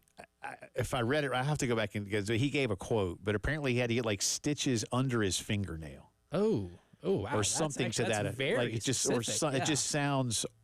It was something like that, and it just sounded awful. It sounded like some type of torture technique from back in the day. Anything under the fingernail. It was something like I'll get the quote again, but I don't want to read it. I'll get it so I can then understand. Yeah, and then try to re-explain it better if that's not. But I'm pretty sure that's about right. Finger injuries are the worst, man. But he's day to day. It's not broken. It can be worse. But if you got stitches and you got to grip a bat, throw a ball. That's gonna be really hard to do. I don't think you can do it, man. I've my first basketball practice of sophomore year broke and dislocated a finger after I got kicked during a drill. And man, I was still able to play. You don't my coach told me you don't run on your hands. I'm like, that's true, and it was my non-shooting hand, so I played with a splint or whatever. So it was playable, but dude, it sucks. Yeah, it is a nagging it just hurts injury when you're running and it just doing it. It just you jostle it and it hurts. I'll go to sleep at night. I'm one of those. I put my hands underneath my pillows when I sleep, and I can almost feel it like pulsating. Right. Oh, it's terrible. No, it's not good. Not fun. Not fun stuff. Elijah Campbell is an admitted. What does your Twitter bio say? Mid-major enthusiast. Yes, I'm a mid-major enthusiast. So the group of 5 is discussing, I guess, unofficially, the potential of having some type of group of 5 football playoff.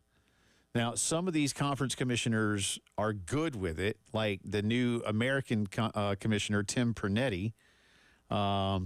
He wants to, he'd maybe like the concept, at least, of a postseason tournament of some variety. But at the same time, we all know that the top-ranked group of 5 conference champion, wherever they may be ranked in the CFP ranking, will get an automatic slot into the CFP. Doesn't mean you're going to be one of the top 4. Now, if you're really, really good, like Cincinnati was a couple of years ago, you would get one of those top 4. Mm-hmm. That's right. And in today's world, that would be something. If, I guess, a Liberty or a Memphis or Marshall or East Carolina or somebody like that might be able to have one heck of a year. But you're probably going to have to do it with an undefeated season and then hope for the best. So there could be conference champions left out. And then what do? There's some who feel like any type of group of 5 playoff in college football would diminish the role that the conference champion that gets in is going to have. And I get that. My thing is, and I told Elijah this morning, if the best group of 5 school is getting into the big 12-team field, then aren't you basically admitting that your so-called postseason tournament with the remaining 4 in the group of 5 doesn't include the best of your teams? And then it couldn't really be a true championship. Mm-hmm. Might they be better off? Kind of like, again, years and years ago, I guess back in the late 70s is when D1 split and you had Division I, Division I, 1A and AA, now FCS, for the smaller schools, and FBS. Y'all all know that.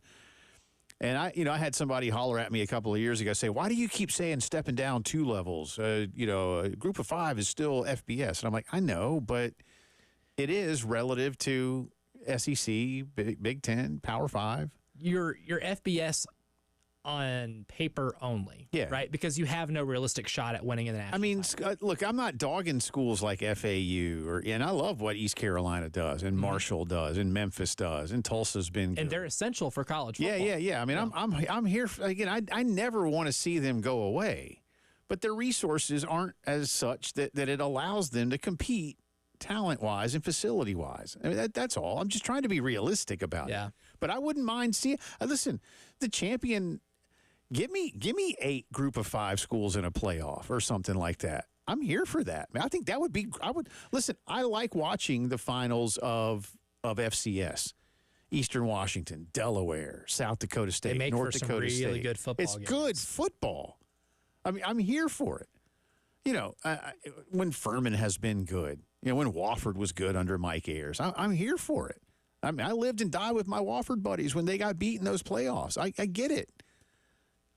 That's why I think some people really, and I'm not here to make you think differently of me personally, Jay Phillips at 441 on a Wednesday, but I'm never here to dog on these programs.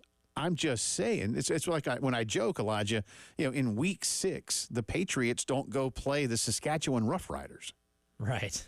It'd be cool, and I would expect the Patriots to win comfortably.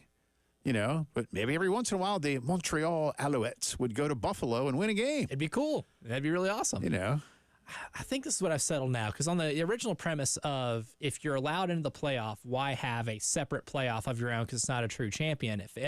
I feel like you can definitely, and from a logistics standpoint, keep both. But as a group of 5 fan, if I had to choose between one or the other of having my own championship or a spot in the college football playoff, as a graduate of one of those schools, who anytime they have success on a football field, I get thrilled. Like I do take I took great joy when Middle Tennessee State won the Hawaii Bowl last year, because I can watch that game while other people are like, it's whatever, it's a bowl game. I can be like, damn right, it's a bowl game. It's one that my school's Pulling in. for the old alma mater. Exactly. And it's a lot of fun. Yeah. I think I would rather have the spot or play for the spot in the college football playoff and then label that team the group of 5 champion. Yeah. Solely because you get the money from appearing in the playoff. Yeah. And if you mess around and win a game, then you get an extra round of TV money.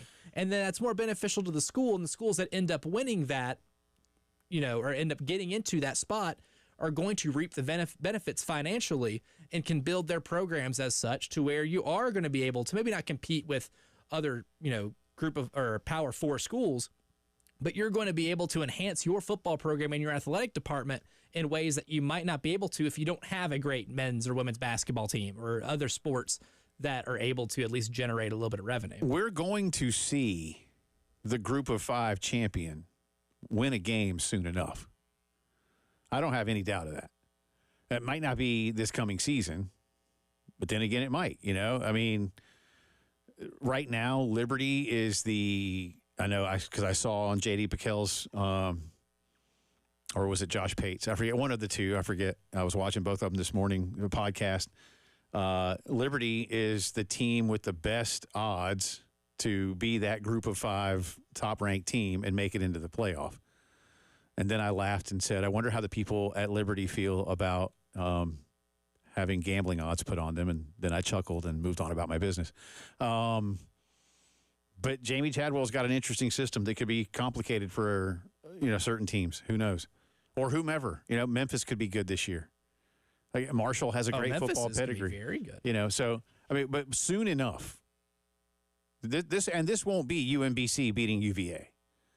Nothing gets that.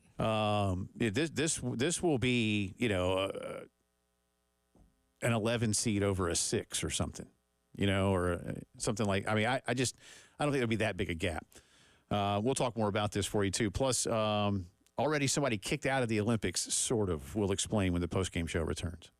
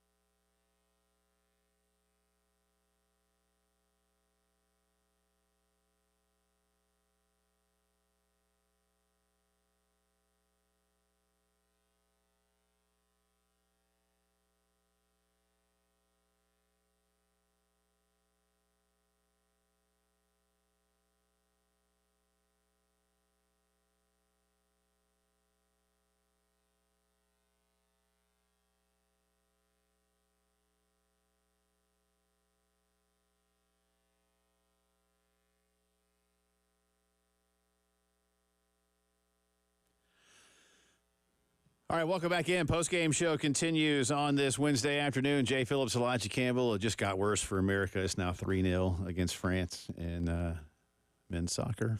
So. Timely pun. When it rains, it pours. I see what you did there. It is. It's coming down quite heavily here in downtown Columbia, South Carolina. So Elijah will have a traffic update for you with a little weather involved in just a second too. All right. So this again, the Olympics. Elijah and I decided are technically underway, not officially underway. Opening ceremony marks the official beginning of the Olympics. But soccer and rugby started today. And before the Canadian women could even play, they sent home an assistant coach and an analyst because they were using a drone to fly over the New Zealand team's practice and get some footage. And the head coach of the Canadian women's soccer team, Bev Priestman, has self-reported the violation, just NCAA style, and says she will not coach in the Canada versus New Zealand game to start their tournament tomorrow. It says here that Joseph Lombardi, an unaccredited analyst with Canada Soccer, is being removed from the Canadian Olympic team and will be sent home immediately. Jasmine Mander, an assistant coach to whom Mr. Lombardi reports, is being removed from the Canadian Olympic team and will also be sent home immediately. The head coach, Ms. Priestman, said, on behalf of our entire team, I first and foremost want to apologize to the players and staff at New Zealand football and to the players on Team Canada. This does not represent the values that our team stands for. I'm ultimately responsible for the conduct in our program.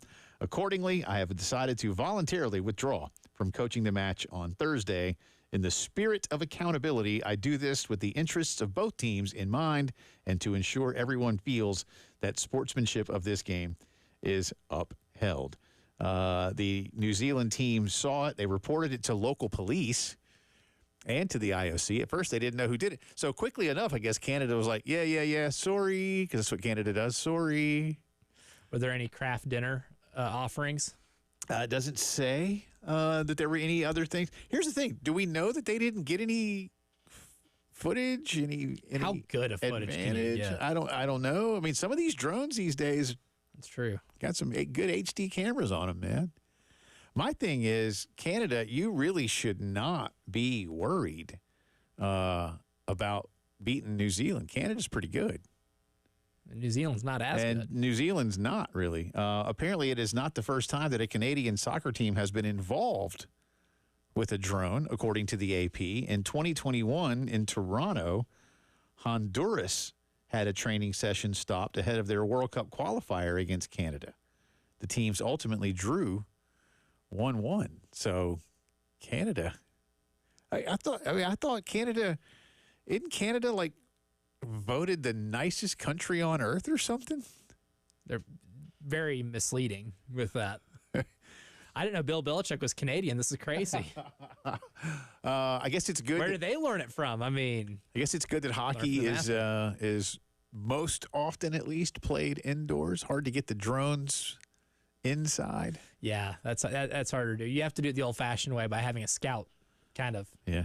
Wear the trench coat, blend in with their Or just surroundings. pose as a janitor or something. Oh, yeah. Like, why is that janitor just standing right there by the glass the whole day? Swept anything in 35 minutes. And what's that on his head? Is that a GoPro? This looks like a GoPro. What's he doing here? So anyway, again, these Olympics, man, we've had a soccer pitch invasion today that took a goal away from Argentina. Losing a game 2 hours after it ends is quite the result. We have drones, and in the top of the hour headlines, I have some more Olympic news for you that ties into a couple of different things. But I mean, what else are we going to get? We had dancers for the Olympic opening ceremony that were going to strike, but clearly the French Olympic organizers got that taken care of. So no dancer strike. Again, I don't know what type of dance. I want to assume that it's like, Moulin Rouge can dancers. It's not the type of dancers that James Harden goes and sees. And now you're all welcome in your cars on the way home for me putting like can music into your I'm going to go to sleep tonight. You're going to all go home humming that, and your significant other is going to go, "What are you doing? The hell is wrong with you?" And you're like, Phillips did it, and he was talking about can-can dancers in the Olympics, which, again, I don't know if they are, but I want to believe they are until I watch the opening ceremony and see. Which, by the way, now we can find out because they will participate. That's going to start while we're on the air. I think it's at like 2:00 our time. Then I'm sure NBC will replay it, right? Replay it for prime time. Yeah. As is Olympic tradition. Yeah.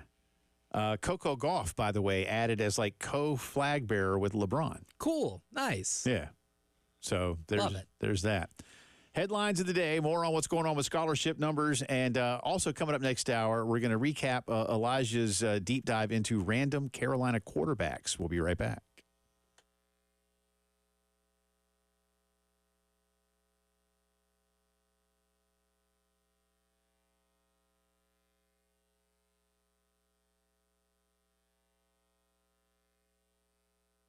You know, when it rains, it doesn't feel like it's 1,000 degrees outside, which it is right now. But don't worry. As soon as the rain stops, it'll be all humid and hot, and you want to be comfortable, and that means you need to be working with AAA Heating and Air. If it's time for a brand new system, Roy and Dana Finley have made it easy for you. First off, you can log on to call AAAtoday.com. That's call AAAtoday.com. Get a free instant quote. And then if the numbers match up, and I think they will, you can take advantage of no payments or interest in 2024. You can take advantage of a $1,500 instant buyback rebate. Guaranteed financing available as well, and the 15-year parts and labor guarantee. Don't just take my word for it, even though they've done a lot of work at my house. And we are nice and comfortable. See for yourself what they can do for you. Call AAAtoday.com or call them up on the phone, 803-677-1500. Tell them we sent you to AAA Heating and Air.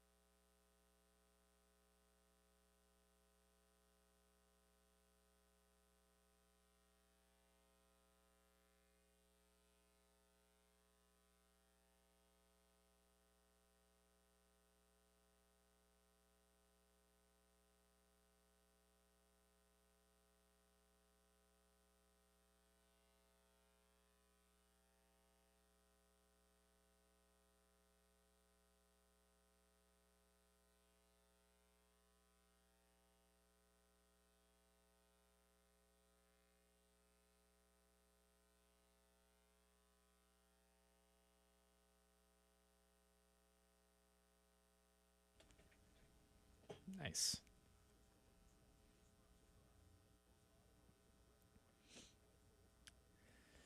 From the WIS Traffic Studios, I'm Elijah Campbell. The few accidents to get to here that are causing some issues on the roadways, and we'll start with one that was called into us on 77 southbound near exit 2 in the right lane. There is an object on the roadway that can be potentially hazardous. So in this rain, watch out for that there. Other accidents we have, one in West Columbia, US 321 and I-26, one at Screaming Eagle Road near McCord's Ferry Road, one on 277 southbound. That's going to be over near I-20. We got another one on Mallet Hill Road near Polo Road. In Lexington County, we have one on 26 eastbound at I-20 near exit 107B. and the last 2 here in Richland County on Highway 1 at Augusta Road near I-20, and one on Assembly Street near Calhoun Street.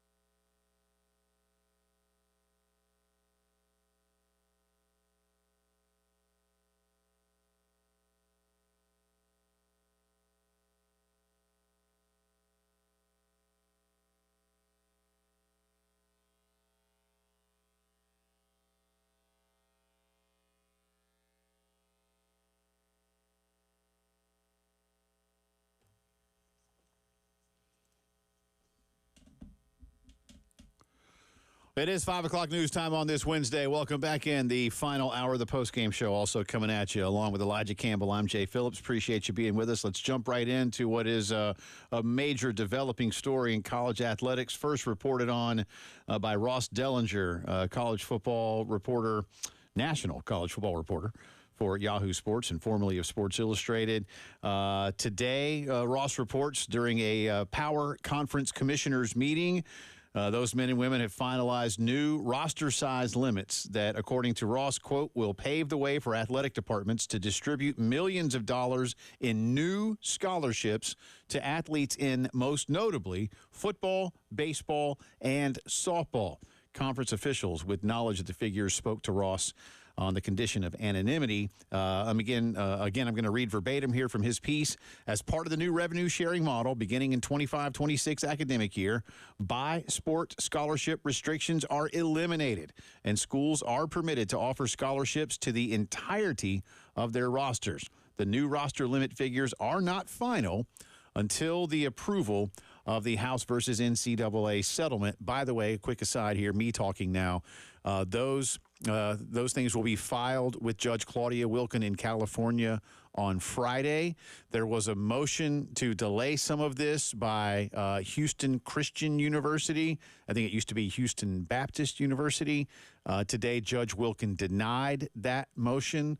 So this is going to go forward on Friday. I think Houston Christian had kind of said, hey, a lot of us smaller schools are bearing too much of the brunt based on how this has worked out.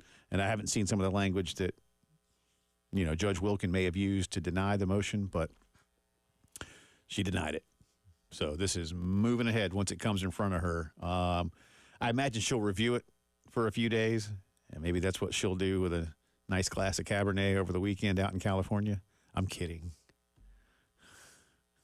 Nothing I love doing more with my Cabernet than reviewing law briefs. No, I don't. But I don't know how long it will take. I wouldn't think it would take very long. Everybody's agreed to it now, and this one, you know, you get a chance in these class action suits. You get a chance to say, hey, ho, we don't like it. And so that's the only one, is the one by Houston Christian. So let me get back to what Ross Dellinger said about this. Football, he writes, with a current scholarship restriction of 85, will now have a roster limit of 105, a 20 scholarship increase for those schools willing to give the maximum. In an important note for football, the 105 may not be a requirement until the start of the competitive season, giving coaches flexibility to go beyond that figure during preseason camp, for instance. Baseball, with a current scholarship restriction of 11.7, is expected to have a roster of 34. Scholarship spots for softball and volleyball, each currently at 12, will increase to 25 and 18 respectively. Men's and women's basketball will see their scholarship number increase to 15 for both sports.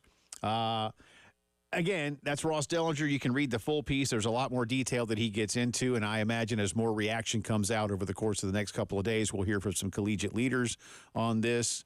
Elijah, clearly everyone basically that, I don't want to say, hold on, I'm going to back up. I was going to say everyone that matters, but that's not fair. But most everyone has weighed in on this. Mm-hmm. And if there is a minority opinion, it was overruled, if you will, to stay legal. This is where we're headed. What does this mean? Listen, schools don't. This is what's allowed. It doesn't mean that everybody will. I can't possibly imagine that in a conference like the SEC, some schools are going to go, well, we'll give like 30 baseball scholarships and 14 basketball scholarships and 90 football. You know, they're not doing that. I can't imagine anyone doing anything other than offering the maximum allowed. What does it mean? I've had several of you hit me on Twitter and say this is going to be the death of some Olympic sports. And I certainly hope not. But I absolutely see the logic behind why some may believe that. Remember, as part of this settlement as well, at least for the next school year when this begins, so again, a year from now, schools can provide up to $22 million. I think that's the number that's going to be settled on. Again, we'll learn more Friday or sometime next week. And that number is going to increase with inflation over the course of time. So $22 million can be used by major conference athletics departments to compensate players, however they want to label it. I don't think they're going to call it a salary. I don't really know what they're going to call it. Stipend? They're gonna find a word that they can use. Yeah, you know, so get them in the legal green area. That satisfies the legality without calling it a salary because they're not employees. You know, bonus, not supposed to use pay for play either, and yet that's clearly what this is.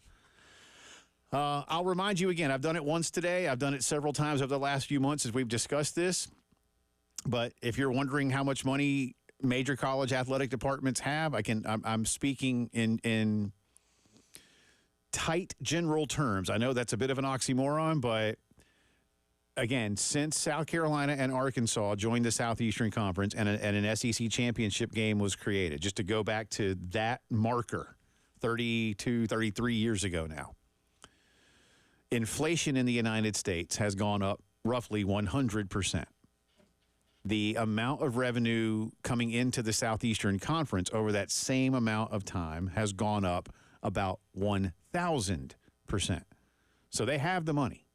Now, what they do with the money, and look, over that time, and I know not all of this comes from an athletic department or the state, at least in terms of public schools, but yeah, we've seen, listen, I remember when Lou Holtz got hired at the end of 98. Lou wanted $1 million salary and membership at Augusta National, and both were done like that. Now we got coordinators at LSU and other places. I mean, heck, Will Muschamp had $2 million coordinators here in Columbia. Now we got $2 million coordinators at LSU and other places. Yeah, and head coaches are making 6, 7, 8, 9, 10. Again, I'm not here to say they're making too much. That is not at all what I'm saying. But that's where the money's going. Mm-hmm. Because their salaries have escalated far past the cost of living, which, again, the market dictates these things. I'm not here to criticize. I'm just observing. Might ADs get together and start capping that? I hope you don't have to cut sports. And here, as the Olympics begin this week, and we talked about it, Elijah, it's not just, listen, nations all over the world send kids to America to run track, to swim, to play golf. I know golf is an Olympic sport, but it's not seen as the same type of Olympic sport as track and swimming and things like that. And it is a pipeline to that level of international competition.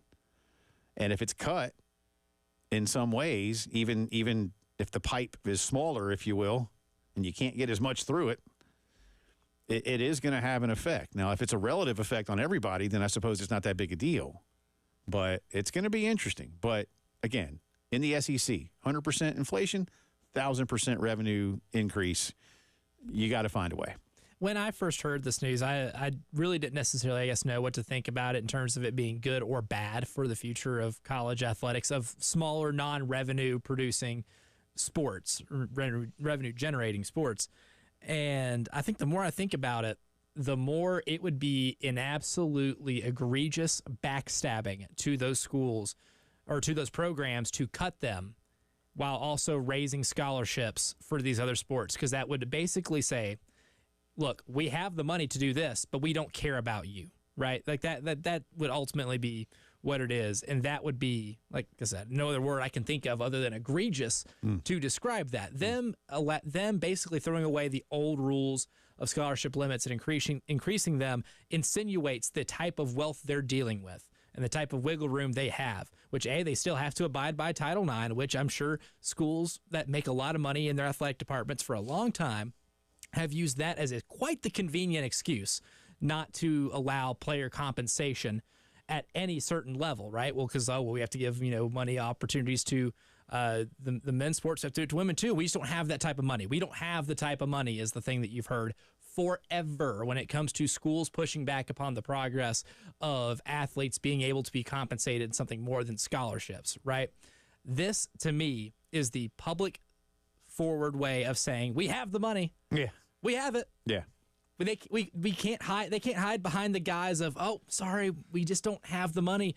If there are some schools, especially the ones that voted for this, that start cutting those Olympic sports, those athletic directors need to be raked over coals, hypothetically, in terms of questioning of, okay, well, why were you so comfortable cutting these sports and turning your backs on these athletes in order to get more scholarships for other sports?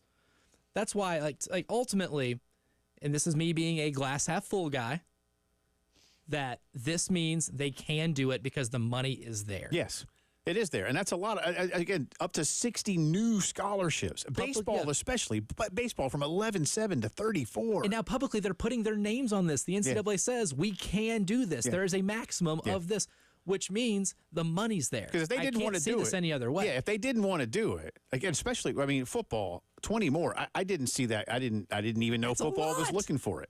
Yeah. Again, if anything, I'd take football down a little bit. It also tells you they're not reallocating things, right? So, in your mind, which is a perfectly logical thought, that, okay, well, in order for us to increase scholarship limits for baseball, softball, basketball, other sports, you would have to take away from football. But when you increased the scholarship limits for other sports, it also did it for football. There is no reallocating here. There is no trying to make things fit. There's no Tetris of money here to see if we can squeeze all money to give it out equally. It's straight up more. It's straight up gluttony of scholarships across the board, meaning the money's there. So if they're making cuts, it's not because they can't afford to keep sports alive. It's that they just don't give a damn about it. And that's ultimately what it's going to mean to me if that ever does actually start happening. If these things all get approved, and again, it's expected they will by Judge Wilkin, then this goes into effect next school year. By the way, when you're 3 lines away on Tetris, don't you ever feel like your phone's about to blow up if you don't get it? Absolutely. I get really scared, really nervous. My Game Boy back in the day, I felt it didn't get physically hotter. I felt like it was getting hotter. Salt Lake City has been awarded the 2034 Winter Olympics. It really wasn't a bid. It was more like the IOC said, y'all want to do this? And they're like, yeah, sure. So you're saying Salt Lake City got the "you up" text? I like it, too, that it said the French Alps, the whole mountain range. The entire thing. Got the 2030 Winter Games. What a broad umbrella. The French Alps. French Alps. Really pretty. Really pretty. Really nice. A lot of skiing. But the whole French Alps got the 2030 Winter Games, and the Salt Lake folks got them in 2034. But it comes with a caveat, because America right now, the USOC and the U.S. Anti-Doping Agency are really hacked off at the World Anti-Doping Agency, which is run by the IOC. If you didn't hear, there was a Chinese doping scandal in the last Olympics, and this became a big story in Germany, in England, Australia, America. They're really hacked off at the Chinese for getting away with it. The Chinese Olympic Committee said, oh, no. All the athletes were at a hotel, and they ate some tainted meat or some tainted food that just happened to have this muscle-boosting supplement in it. Where can I find this? Where can I find We didn't know that the hotel was going to do that. And apparently the IOC and WADA are like, oh, okay. And so if America pushes too hard, they said they might take away both the 28 Summer Games and the 34 Winter Games. Newsflash, they ain't doing that. They need America's TV audience, for one thing. Mm-hmm. And two, that would be a killer. They'll find a way to get along. But, oh, no, it was in a hotel restaurant. I mean, there are some questionable hotel restaurants, but I don't know any that put in, muscle-boosting banned substances into their foods. Maybe they do. They're staying in a Scottish. Maybe they do. It's like when Dabo said the stuff the Clemson guys took. Well, it might have been in their shampoo. I don't start inspecting these shampoos. I don't know what's in these shampoos anymore, man. You never know. I was like, okay, Dabo. And notice Clemson never put the final release of what they found out. So, and the hair never got better. So I'm starting to really I say wonder. that Clemson football, don't ever go to a Chinese hotel restaurant. That is the Integrated Media headlines of the day, brought to you by Integrated Media. We'll come back. Elijah asked you to give us random Gamecock quarterbacks, and we'll discuss further when the postgame show returns.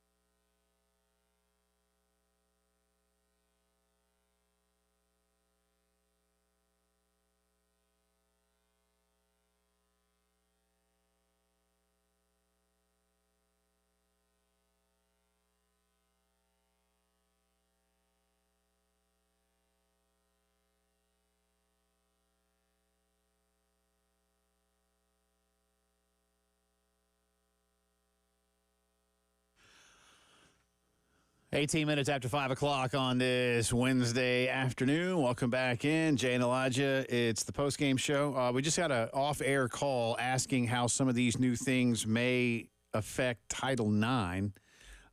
Listen, Title IX is a federal law, and it's now a 50-plus-year-old federal law that's going nowhere, nor should it. So all of the things that you have to comply with in terms of Title IX will still absolutely be in effect. And as you noticed here, and I know there are, I think in the Big Ten, I was getting ready to say, and in the Pac-12, God, it's going to be so weird. Ugh. I've already started saying Power 4. They had men's volleyball, and I think the Big Ten has men's volleyball, right? I think.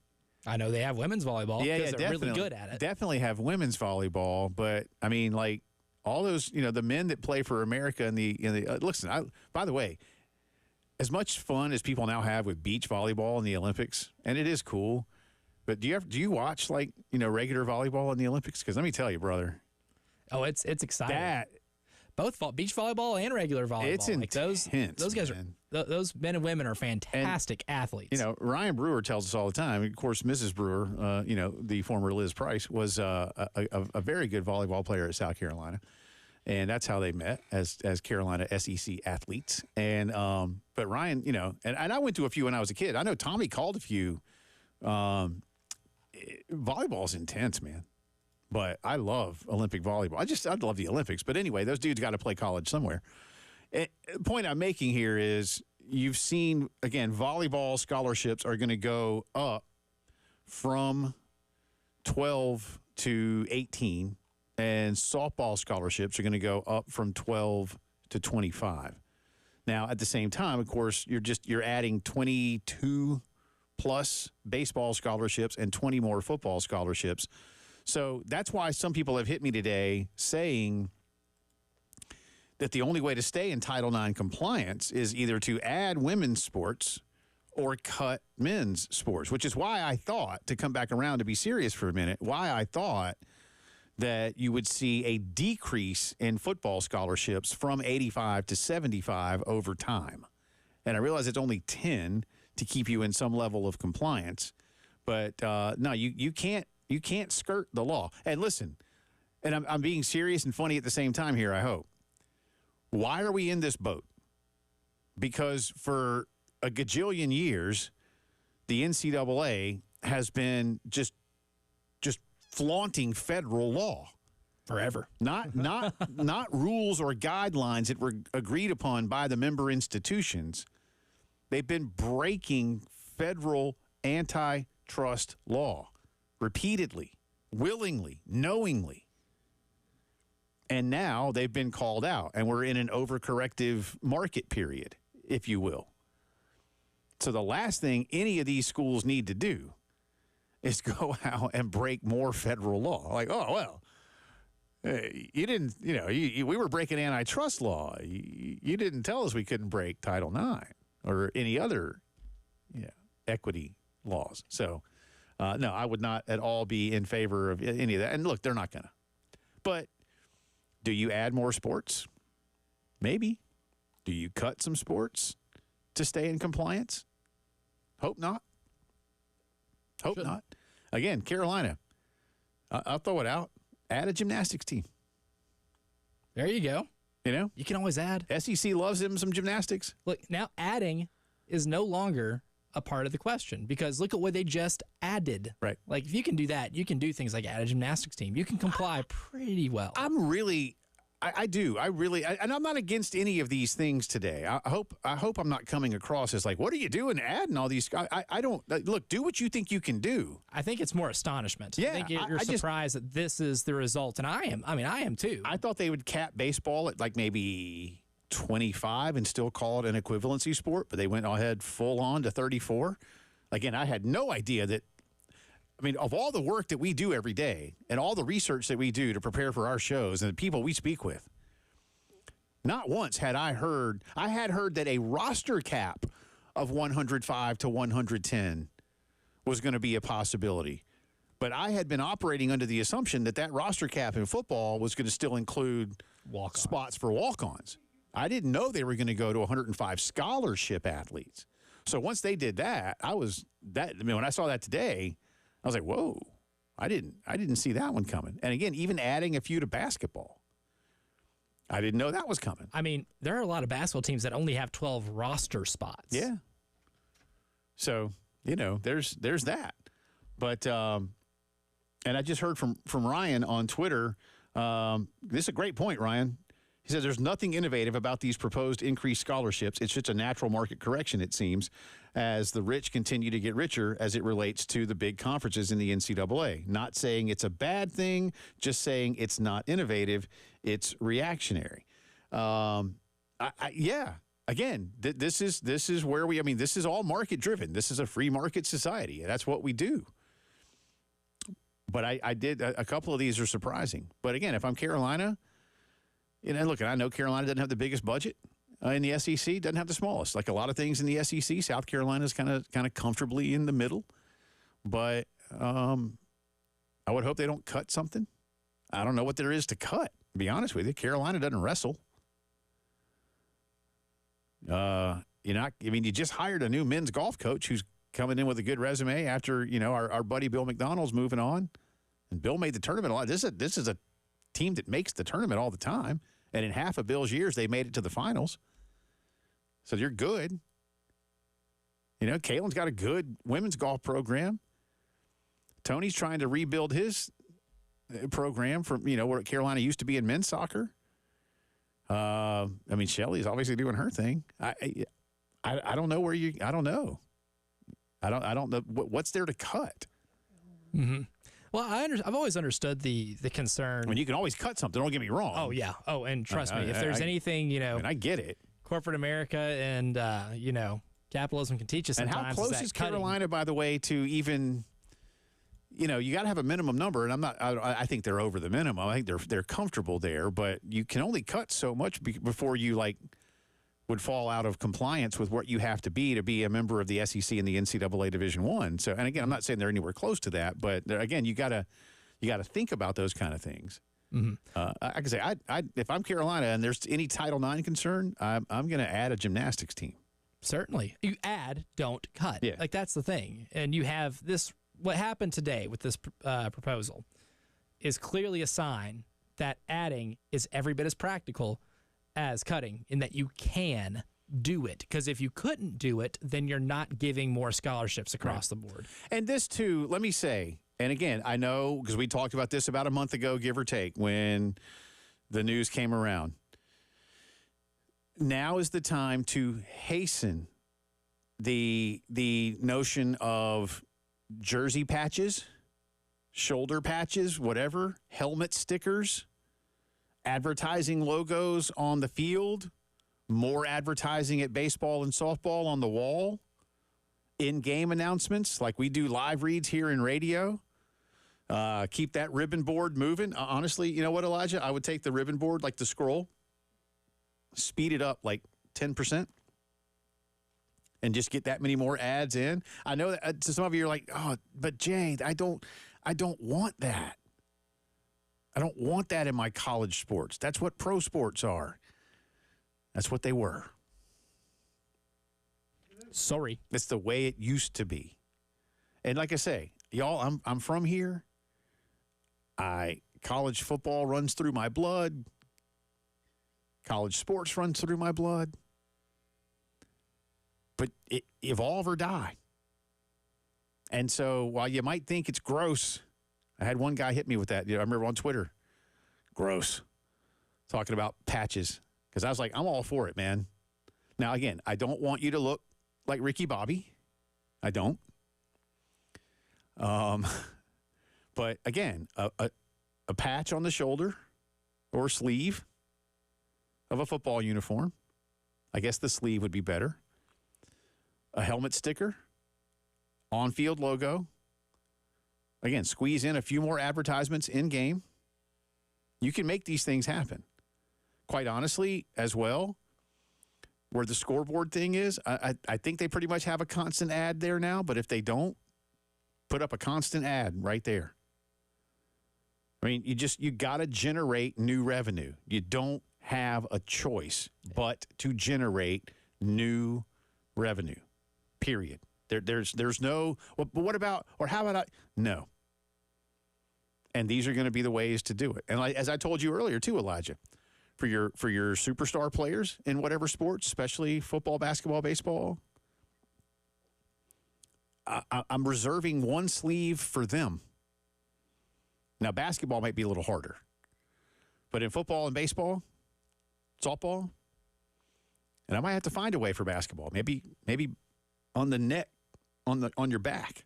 I don't care. There's a way. There are plenty of ways. On a pant leg, shorts leg. I don't care. You reserve it for the quarterback. You get your right arm or your whatever throwing arm, there it is, man. Again, Spencer Rattler last year. There's a big old Dick Dyer Toyota or a Mercedes, rather. They sell Toyotas too, but Dick Dyer Mercedes right there. There it is. Hey, well, we know who sponsors him. And then the team sponsorship patch is on the other one. Again, I know it sounds like you don't want to do it. I had a guy hit me and say, yeah, soccer fans love that. I'm like, nah, dude, soccer, golf, tennis, they all do it. It's the way of the world. Again, evolve or die. The NBA did it, NBA. and guess what? I quit noticing. Yeah. I've absolutely quit noticing. I learned what Rakuten is because of the Dubs. I did find it kind of odd that the Clippers were wearing Bumble ads on their jerseys for a little bit. Because that's what they do. They just bumble around. Isn't that a word? Sure. Yeah. Coming up next, we'll have Jay explain what Bumble is. Actually, coming up next, we'll let you know what the head ball coach thinks about potential SEC expansion and realignment because he weighed in on it on a podcast. Steve Spurrier on a podcast. Who would have thought it? This is the Postgame Show.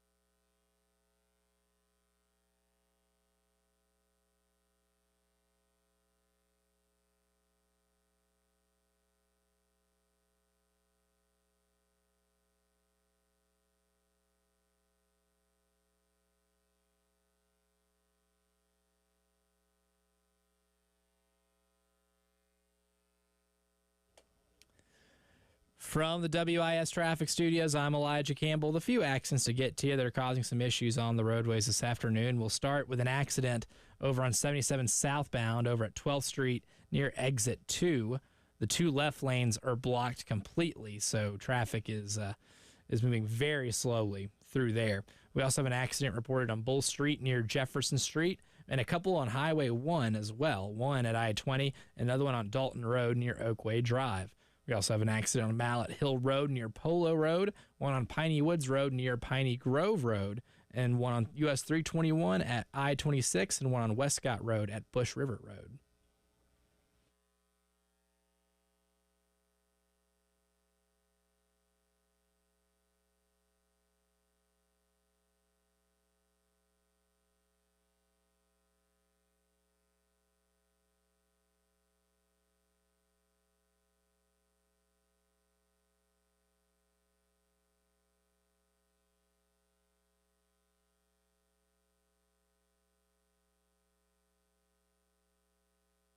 Place settlement is presented to a judge in California. Once that happens, she signs off, Judge Claudia Wilkin.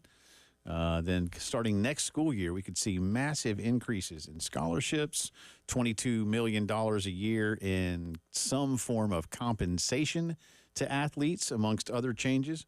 We'll keep you updated on that. Time now for a quick drive around the SEC as well, brought to you by Herndon Chevy. We have talked a lot about conference realignment, and there's a lot of folks out there who say, oh, as soon as Clemson and Florida State can get out of the ACC, they're going straight to the SEC. Well, as Lee Corso would say, not so fast, my friend. However, while he's not advocating for it, Steve Spurrier says he kind of thinks that they belong in the SEC, at least in so many words. Coach was on the Peek Inside Florida Football podcast. That's one of the more popular ones, probably. Steve was on it. It must be something. I'll tell you that much. He at least knows somebody that's on it. Quote, I think FSU definitely belongs in the SEC. I will not read this in a Steve Spurrier accent. Oh, come on. No. But Boo. Let me start again. Boo. Without doing the accent. No one's going to hear it then. Well, y'all can just, as I read it, You can imagine it. y'all just register it in your head about a half second behind my reading, and then you can do it in your own Steve Spurrier accent or hear it in Steve's voice as best you possibly can. I'll start again. I think FSU definitely belongs in the SEC, but Clemson sort of belongs there also. I just love that. I love the sorta. But they sort of belong there also. But I don't know if the SEC wants to go to 18 teams. So I don't know. Maybe the Big Ten would like to have them. Who knows? But it is what it is. There you go. See, I'll let y'all do that again. Let it breathe. That one you just naturally hear. I think it is what it is. You naturally hear. Well, it he's got that on his business card. I think you just go 1 year at a time, and then after that, see where you're at and go from there. Of the ability to compete, Coach Spurrier said, they do very well the way they played last year. He's talking about Florida State. And I think Clemson would do pretty well. So, again, they would do better in the ACC as far as winning conference championships. But they want to play in the big time. And I think within maybe 2 to 3 years, they will be in a different conference. Ask about how this plays out and what they're looking for. Yeah, they and Clemson are trying to get out. They're not hiding that fact. And they feel like their football programs and their other programs are just as good as a lot of these SEC teams. I think every SEC team receives around $80 million from television. And I think the ACC, those guys are getting like 40 to 50, something like that. I can hear him saying. So anyway, there's a huge difference in what these schools are getting. And that's the big reason that FSU and Clemson are trying to jump out of that conference and get in a big one. The $80 million is not correct. SEC schools this past year got, what, like 54? Mm-hmm. In that ballpark. And when the new TV deal kicks in, it's going to go up into the low 60s to start, and then it increases incrementally over the life of the deal, which I think will run until 2031, something like that. Somewhere in there, 2030, 31. And again, I just think it's funny. I think FSU definitely belongs in the SEC, but Clemson sort of belongs there also. He's still got it. That's 100%. He's still got his fastball. That's 100% FSU. What do you think? 60% Clemson? That's not 50-50. No. It's better than 50. Look, that's Steve Spurrier's opinion. And again, look, some of this, what he says there, he's not wrong. And there's not really a right or wrong here. It's an opinion. But what he's basically, the only thing he got wrong was the $80 million to the SEC. That's not happening yet. And yes, he's right about the ACC. I think they paid out like $43 million. I do want people to remember this, and here's another reason why I talk about this story and say, why don't Clemson and Florida State do more within the confines of the ACC to make it better? This coming school year will be the first year that the ACC has restructured its payouts to have the performance clause or whatever. I don't know what they're officially calling it, but the better you do, the more you keep. Like right now, what you make in bowl games and what you make in the NCAA women's basketball tournaments and all that, baseball, you get all that and then you return it to the league and it's shared, equitably. Now, if Clemson or FSU were to advance in the playoff, they're keeping the majority of what they earn. You advance in the men's and women's basketball tournaments, you keep the majority of what you earn. And according to what Jim Phillips, the commissioner of the conference, no relation, said in Charlotte this week, there are scenarios where that amount, you'd really have to, I think, go on a run in all of the postseason events, but that you could make like an additional $20 million. Well, let's just say it was 10, Elijah. Then FSU and Clemson are right there where SEC schools are. And that's what they already believe they are to begin with. So you're on par. And again, give them a couple of spots to sell on their own in a football game, especially the big ones. Give them a whole commercial break each in the Clemson FSU game. I'm not saying it's going to save the day, but find a way, man, to appease them. Yeah, which it can't, like you said, it can be done, and there are plenty of avenues that it absolutely can be done. And look, commercial breaks are long already. 30 seconds here and 30 seconds there while measure up over time. But, a 30-second spot for FSU in the first quarter and one for Clemson in the second quarter and so on and so forth. Nobody's going to hold that against you. No, not at all. And I don't think anyone's going to be too terribly bent out of shape or notice that it interferes. And if I'm anything that goes on with the football, if I'm Syracuse or Boston College or Virginia or Wake Forest or something and Duke, and I'm like, well, why do they get one and we don't? Well, they're trying to hold this thing together, and they're still big brands that bring in some money relative to what you guys bring in when it comes to football, which is driving this thing. And again, in the United States these days, like it or not, NFL is the absolute king. And while college football is not the heir to the throne, to stay with the analogy, they are certainly a well-respected prince or duke or earl. I like Duke. And you're doing just fine, thank you, in college football. It's an easy number class. 2. Yeah. And then, baseball and soccer and hockey and whatever else are all just jumbled in together. Because live sports as a whole dominates what people watch. Yeah. So we'll see. But Steve Spurrier, again, weighs in. FSU definitely belongs in the SEC. That's a quote. But Clemson sort of belongs there also. No one slightly jabs better than Steve Spurrier. So there you go. All right, we'll see.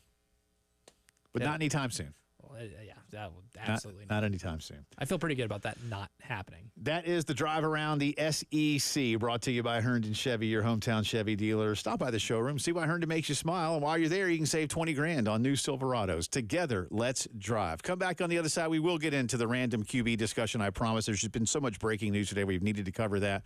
We'll get into that for you, too. And we will smile as we remember a former Gamecock administrator. You're listening to the Postgame Show.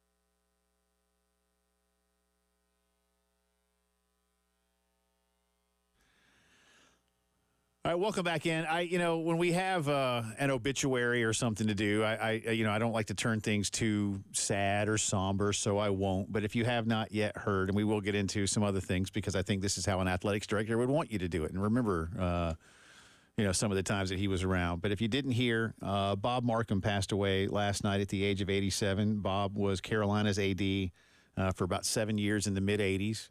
He took over after Coach Carlin was let go. And the whole Holderman football thing, and Bob Markham was really tasked, coming in from Kansas, by the way, with restabilizing Gamecock athletics, and he did it. He got Carolina into the Metro Conference and everything but football. Obviously, he hired Joe Morrison, who I know it didn't end well, not just for Joe but for the football program, because they were going to get in real trouble. But he did. He brought Joe in and brought some good football success. And that's of course the time of Todd and Sterling and Harold and Dendy and all those guys. He hired Nancy Wilson, who won 5 Metro Conference championships, and the great Martha Parker from right here at Hammond and Columbia, who was amazing, and her number is in the rafters. Played for Nancy. Bob was a good dude. I only met him a couple times. I was in middle school and high school. I did meet him on a couple of occasions, though, in no capacity other than hi, Mr. Markham, nice to meet you. But he did good work at a tough time, because the Carlin Holderman thing wasn't, Elijah. It wasn't this like massive scandal, but Jim Carlin, like a lot of coaches back then, was also the athletics director, but really in title only. Mr. John Moore really ran the athletics department. But you had to pay the coach, and you can only pay the coach a certain amount, and so you made him. And look, he did it. Pat Dye was Auburn's AD, and Coach Dooley was Georgia's AD. You think Vince Dooley and any of those dudes gave a what about what the tennis team was doing? Of course not. Other than, did they win? Cool. Yeah, good. Go team. But Bob Markham, ushered in that new era here of the real administrator AD. And like I say, he did a good job and helped Carolina get to a new place before Coach, I guess, then he left. King Dixon took over for a bit before Coach McGee came in. So Bob Markham was 87. He also, again, he came to Carolina from Kansas. He hired, I think he hired John Calipari at UMass. I know John splashy hire. I know Calipari worked for him at UMass. Whether he hired him or not, I don't know where their careers crossed over. But I do know that he was the AD at UMass when John Calipari took that team to the Final Four. And he also worked at Marshall, I think. Let me double check this. Pretty successful athletic department. Marshall. Yeah. So he was a good man. He was a good man. And to all the best to his family. But he did help Carolina in a difficult time. Because, again, the Holderman versus Carlin thing, the coach is never going to win over the president. But really, Jim Holderman should never have fired Jim Carlin. That was a mistake, in my opinion.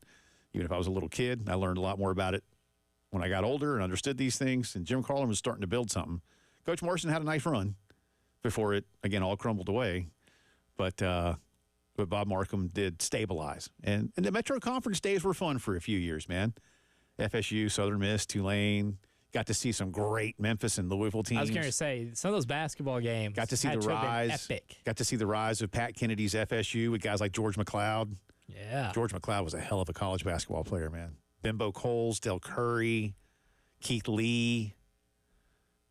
Some good players in that conference. Yeah, it was some fun teams. Some good basketball, man. Some good basketball for a while. I got to see Dion at FSU play baseball and run track. That's a pretty cool experience. It was all right, man. It was all right. And back then, there were some random QBs and such. I think of Gordon Beckham. I think, I know you had an Alan Mitchell on the list.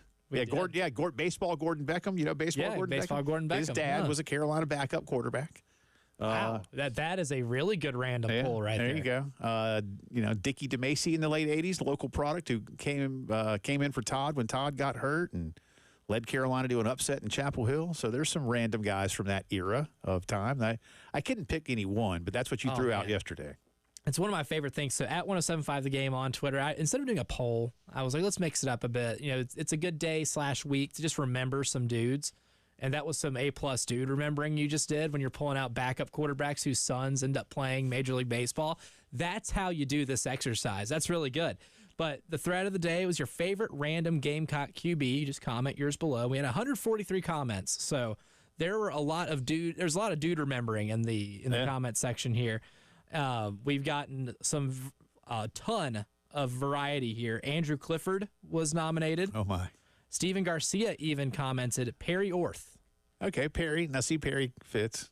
I thought you were going to say Steven Garcia got some votes. Not some votes. Some people said Steven Garcia, which, while maybe not random, I mean, the more time goes by, he will become random. That's the thing. That's fair. The further away we get from the Alabama game, in terms of years, he'll eventually, be a lot more suited into this realm. He's got his Alabama game, and then he's got his Auburn game. Yeah, there's the duality. How about that? The duality of man. Yeah, how about that? But my personal favorite random Gamecock QB, even as someone who didn't follow the program closely as a kid, loved Dondrell Pinkins because of the video game. Okay. Pops Frisbee gave him his, and of course that was his QB. Right. But man, running the wing tee with Pinkins in that video game in NCAA football 2004 was fun. Dondrell was a big boy, man.